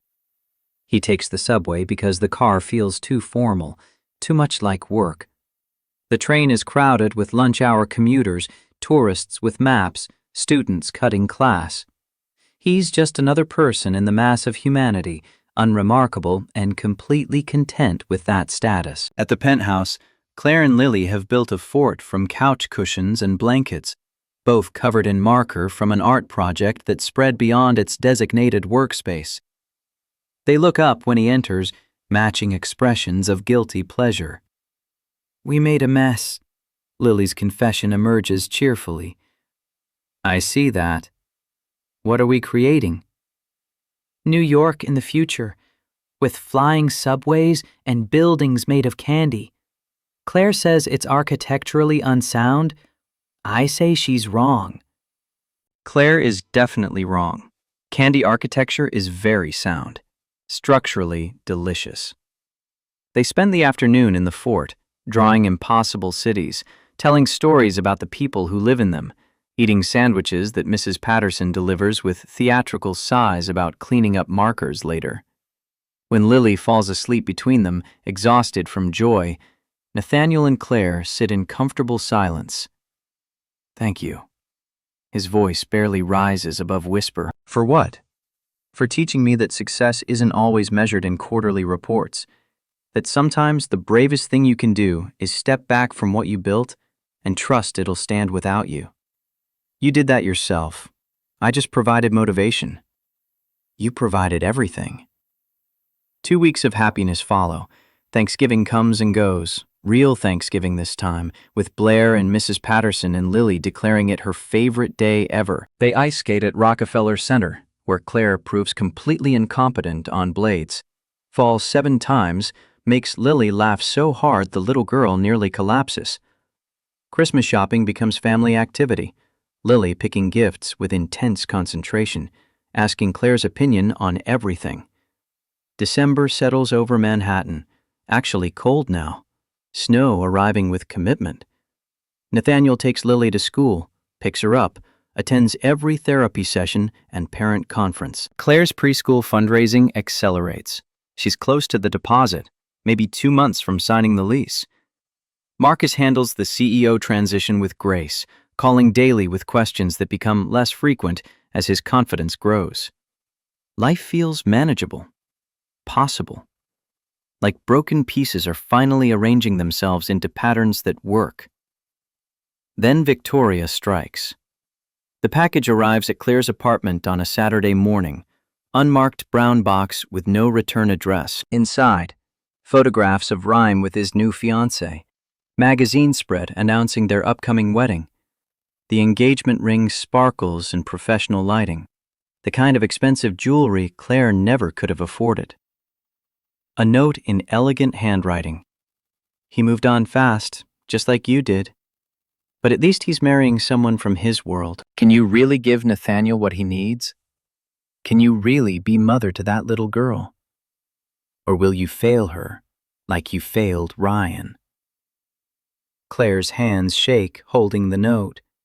Underneath the photos, bank statements showing Victoria Sterling's father's company, bankruptcy proceedings dated 3 years ago, Hawthorne Industries listed as primary creditor. The implication is clear. Nathaniel destroyed Victoria's father. Now Victoria is returning the favor by targeting his chance at happiness. The panic attack hits without warning, chest constricting, breath coming too fast and shallow.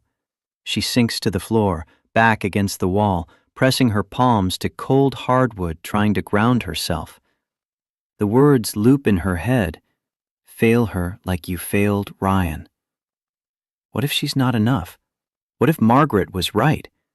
What if she's just temporary bandage on wounds that need professional treatment? Her phone rings. Blair.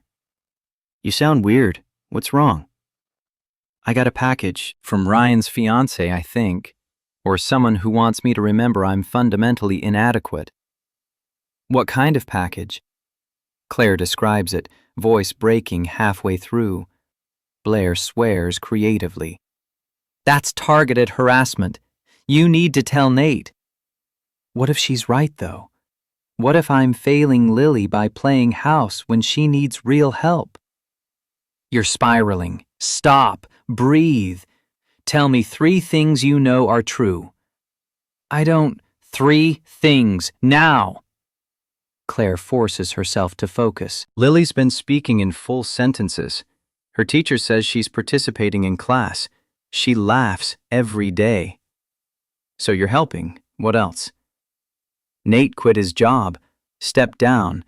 He chose us over the company, which means he believes you're worth choosing.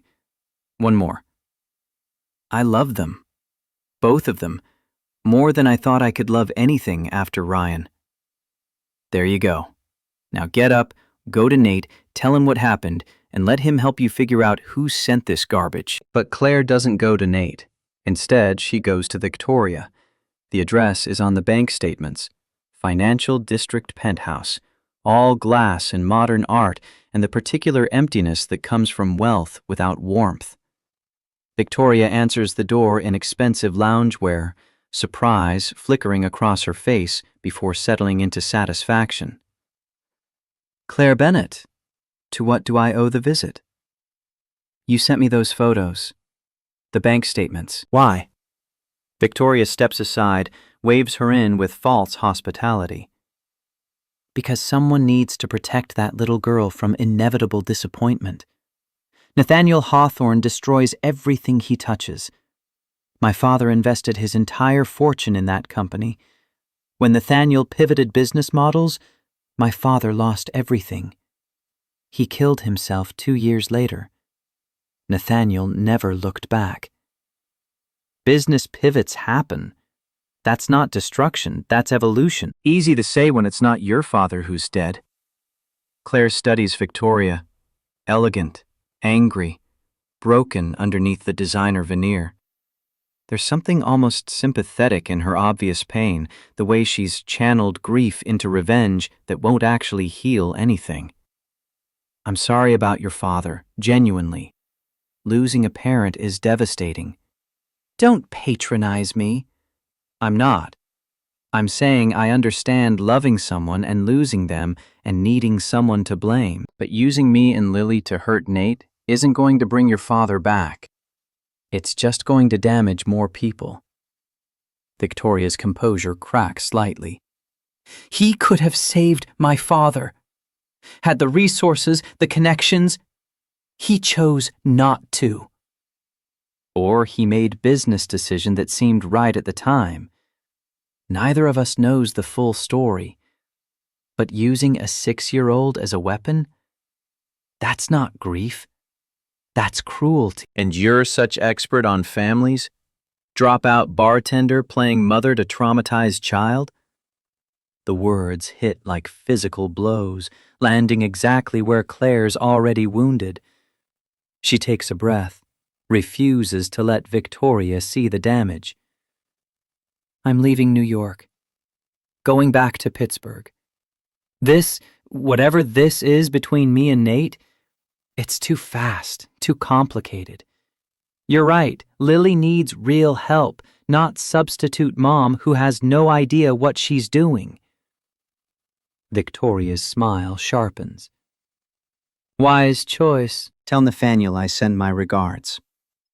Claire walks out before the tears can start, makes it to the subway before breaking completely. She calls Blair from the train. I'm leaving, going home, tonight. What? Why? Because Victoria's right. I'm going to fail them eventually. Better to leave now before Lily gets more attached. That's fear talking, not logic. It's survival. I can't watch myself destroy them. She hangs up before Blair can argue further, rides to her apartment in miserable silence. At home, she throws clothes into a suitcase with shaking hands, books the next train to Pittsburgh, tries not to think about Lily's face when she realizes Claire left. Again. On the small desk, she writes a note. Not an explanation because there isn't one that won't sound like excuse. Just apology wrapped in inadequacy. Dear Lily, you are the bravest, most magical girl I've ever met. Never stop telling stories. Love, Claire. She leaves it on top of the drawing Lily made, the family portrait with Claire in it. That empty space finally filled. Now she's making it empty again. The train leaves at 7. Claire texts Nate from Penn Station, too coward to call. I'm sorry, I can't do this. I need to go home. Please tell Lily I'm sorry. His response comes immediately, voice message instead of text.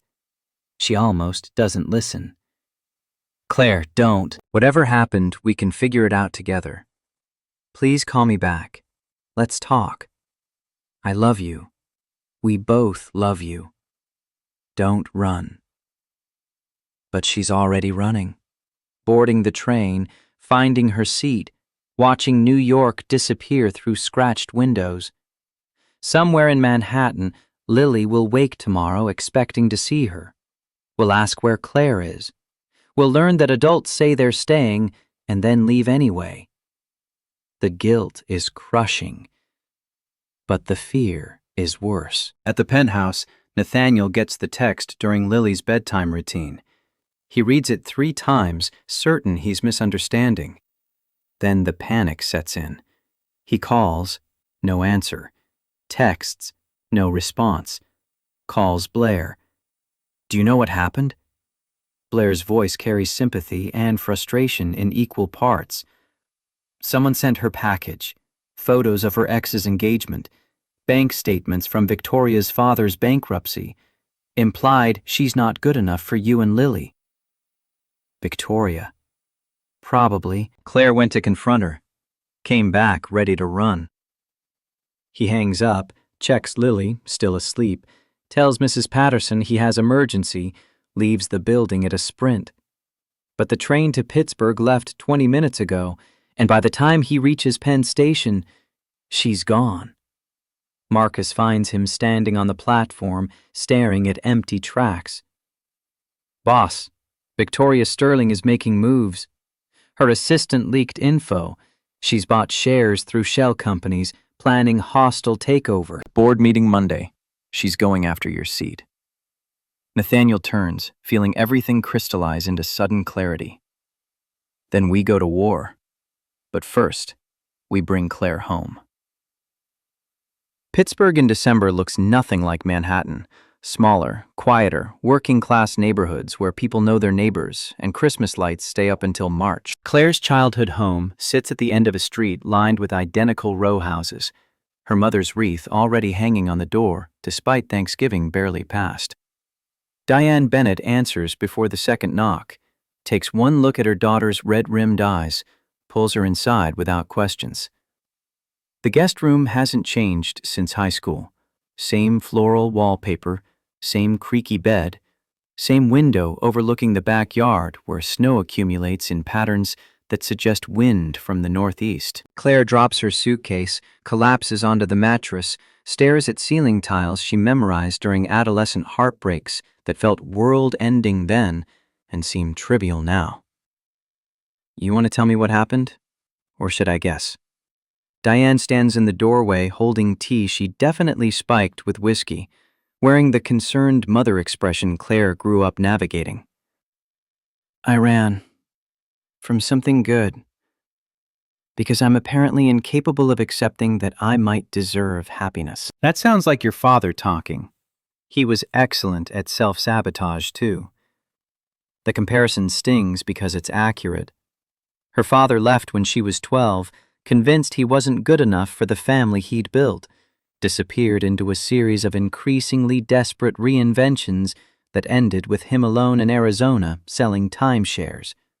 Fear disguised as nobility, abandonment wrapped in sacrifice. There's a little girl in New York who trusted me. I promised I'd stay. Then I got scared and ran. Diane sits on the edge of the bed, forces Claire to meet her eyes. After your father left, I thought I wasn't enough either. Spent years making myself smaller, trying to fix what was actually his brokenness. But baby, you can't love someone fully until you stop punishing yourself for other people's failures. This man in New York, his daughter, they're not Ryan. They're not your father. They're people who chose you, and you're choosing fear instead of trust. What if I fail them? What if you don't? What if this is exactly what you've been working toward, and you're about to throw it away because comfort feels safer than risk?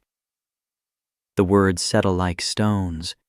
Claire drinks the spiked tea, lets the burn distract from the ache in her chest. Her phone has 17 missed calls from Nathaniel, 12 from Blair, 3 from a number she doesn't recognize. She ignores all of them, burrowing deeper into familiar misery. Christmas week passes in slow motion. Claire volunteers at Pittsburgh Children's Hospital, reading to kids in the oncology ward, because at least there she can be useful without risking permanent damage. On Wednesday, a boy named Jamie with terminal leukemia and wise eyes asks why she looks so sad. I left someone I care about, made a promise and broke it. Why? Because I was scared I'd hurt them worse if I stayed. Jamie considers this with the gravity children bring to philosophical questions. My mom says being scared means you care.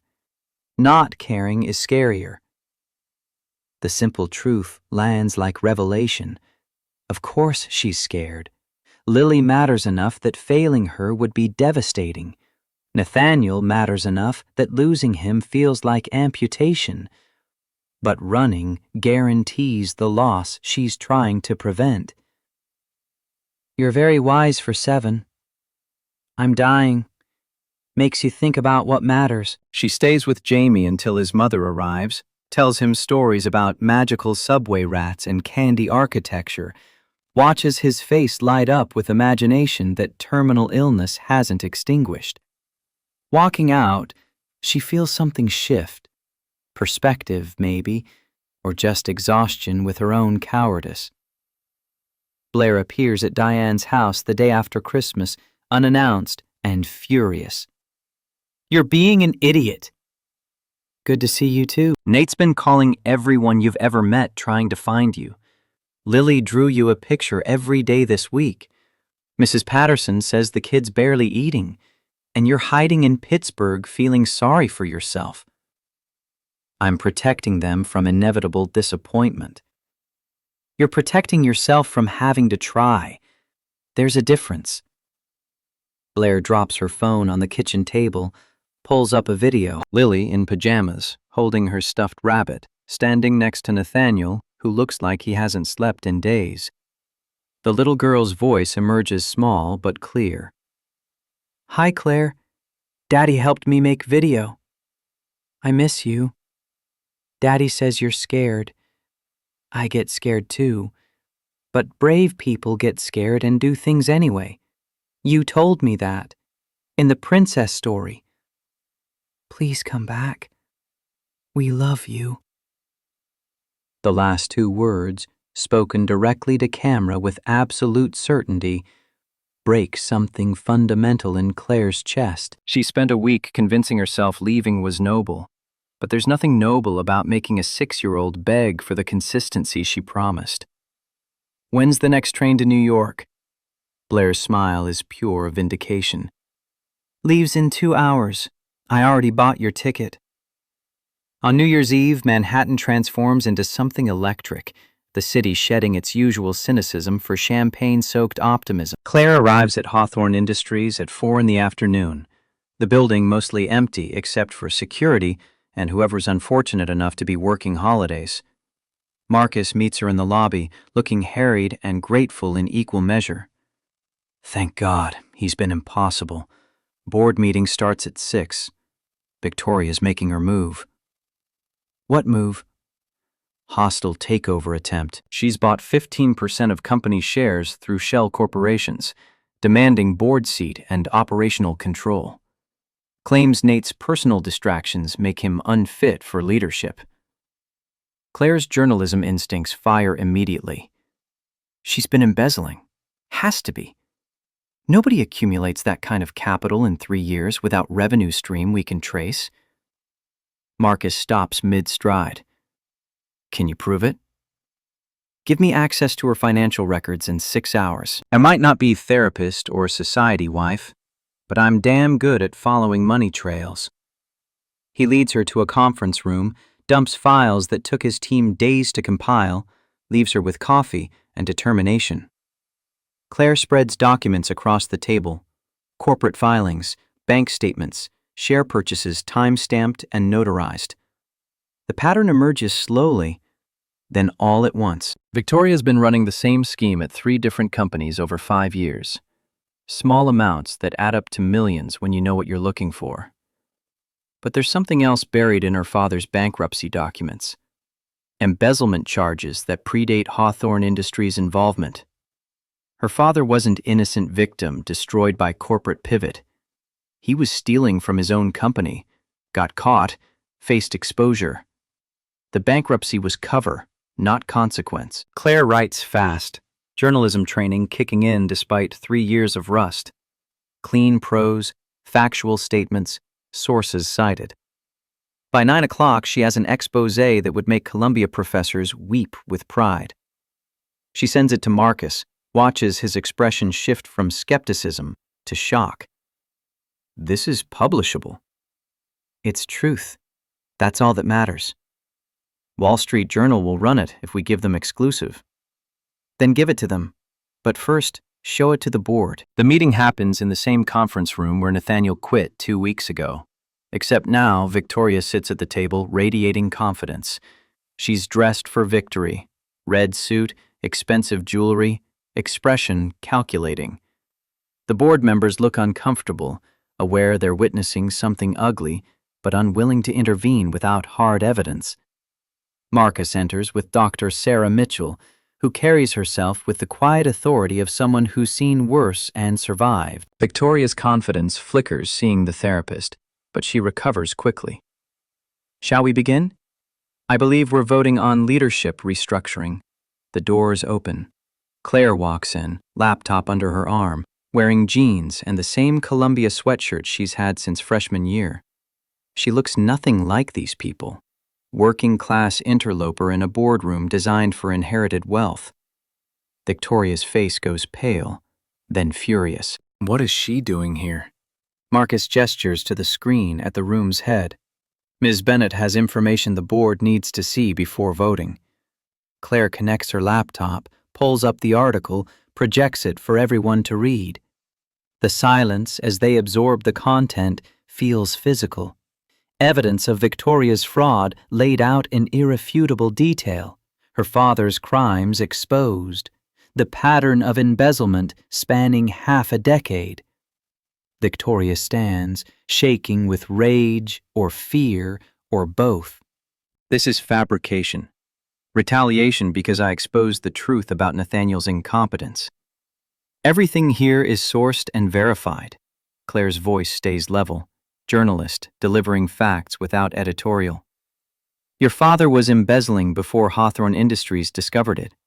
The bankruptcy was legitimate consequence of criminal activity, not corporate cruelty, and you've been running similar schemes since, using the money to buy shares and fund revenge that has nothing to do with justice.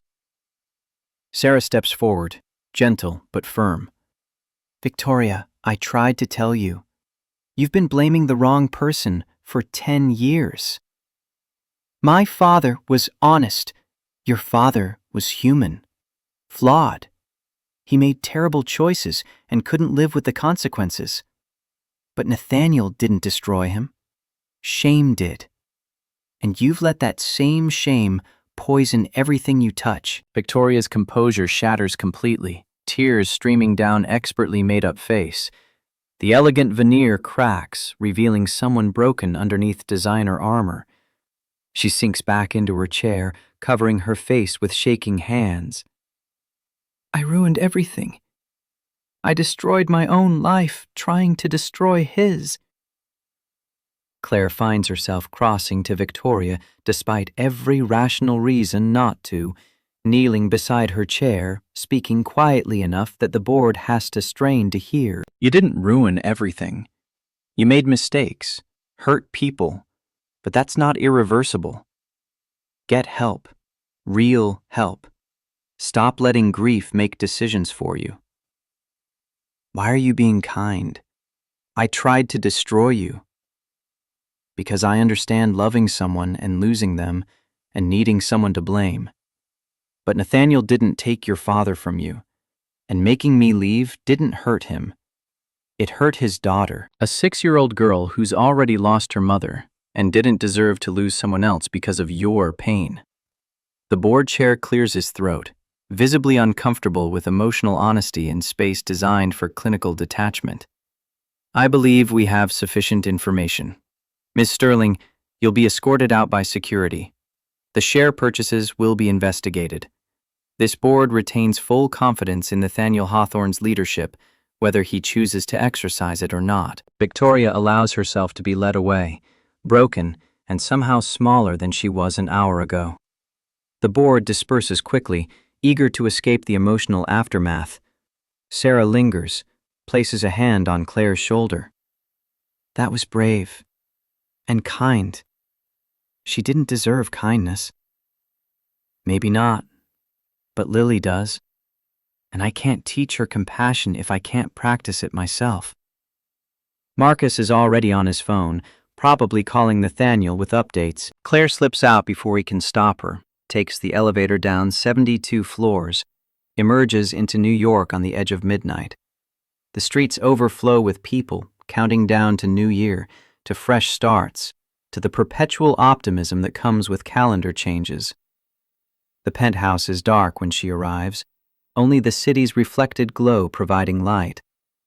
Mrs. Patterson must have taken Lily somewhere for New Year's celebration, leaving Nathaniel alone in the space that usually vibrates with his daughter's energy.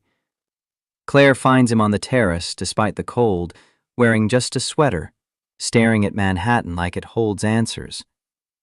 He turns when the door opens, face cycling through disbelief and hope, and something that might be fear of hope. You came back.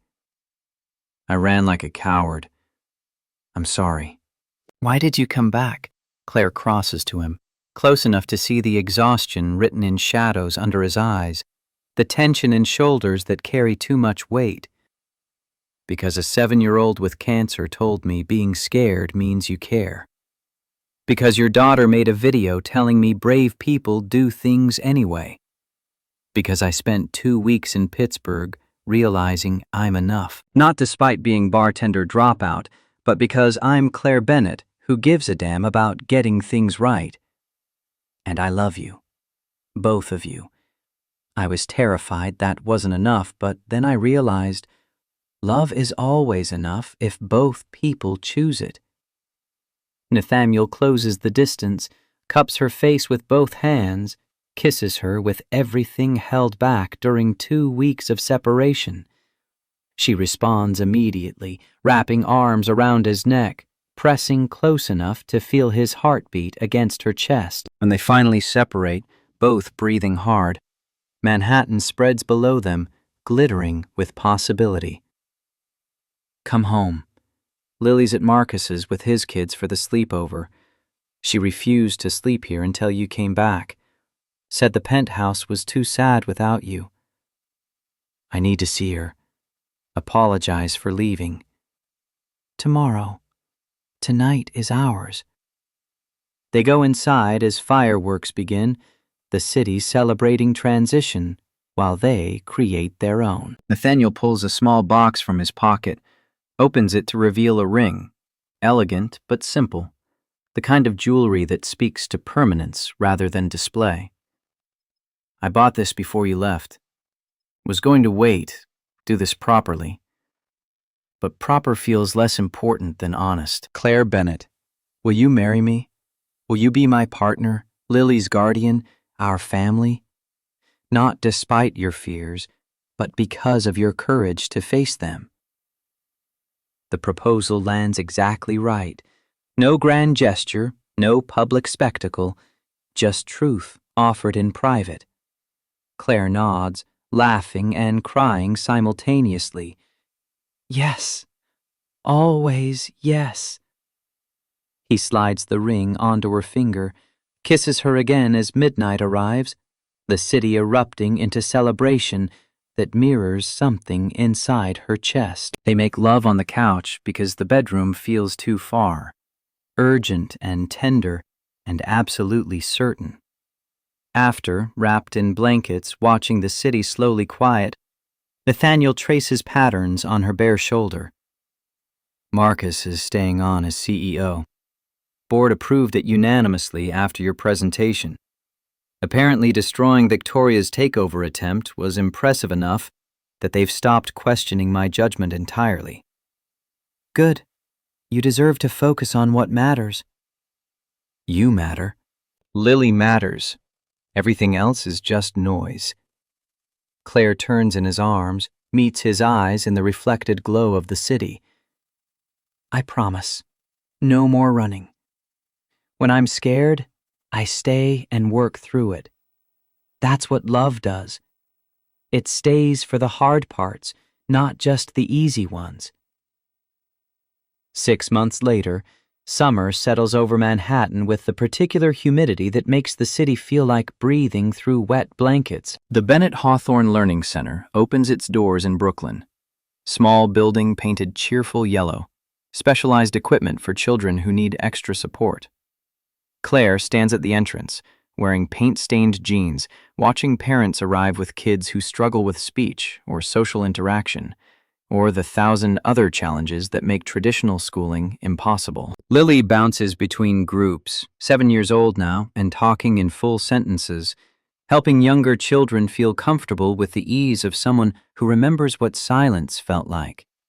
She's appointed herself official greeter, shaking hands solemnly and explaining the rules she helped write. Be kind. Listen when people talk. It's okay to be scared, but try anyway. Tommy arrives with his mother, the autistic boy Claire used to babysit, now enrolled full-time. He sees Lily, runs over with unfiltered joy. They disappear toward the art room, already planning some project that will probably require extensive cleanup. Nathaniel appears with coffee, kissed her temple, surveys their shared achievement. Think we can handle this and a newborn? Claire's hand drifts to her stomach, barely showing at 12 weeks, but definitely there. They'd told Lily last week, watching her face cycle through confusion and delight before settling on fierce protectiveness. We're handling it now. One more just adds to the chaos. Marcus arrives with quarterly reports Nathaniel barely glances at, more interested in watching his daughter teach kids how to draw fairy wings. The company thrives under Marcus's leadership, stock prices higher than when Nathaniel ran daily operations, proving what he'd suspected all along. Being good at building something doesn't mean you're best at maintaining it. Victoria sends a card from the treatment facility in Connecticut, where she's spending a year working through grief with professionals equipped to handle it. The note inside is simple. Thank you for seeing me when I couldn't see myself. I'm sorry for the pain I caused. Wishing you all happiness. Claire tacks it to the bulletin board in her office. Reminder that broken people can heal if they're willing to try. Dr. Sarah Mitchell stops by with Diane, who's visiting from Pittsburgh for the summer, both of them impressed by what Claire's built from scratch. Margaret Thornton even appears, tentative and apologetic, asking if Lily might spend an afternoon with her grandmother, who's learned that controlling grief is different from processing it. At 4 o'clock, Claire gathers the students for story time, settling on the reading rug with a book about princesses who find their voices. Lily sits beside her, leaning into her side with the comfortable trust of someone who knows adults can be relied upon to stay. Nathaniel watches from the doorway, phone in hand, capturing the moment.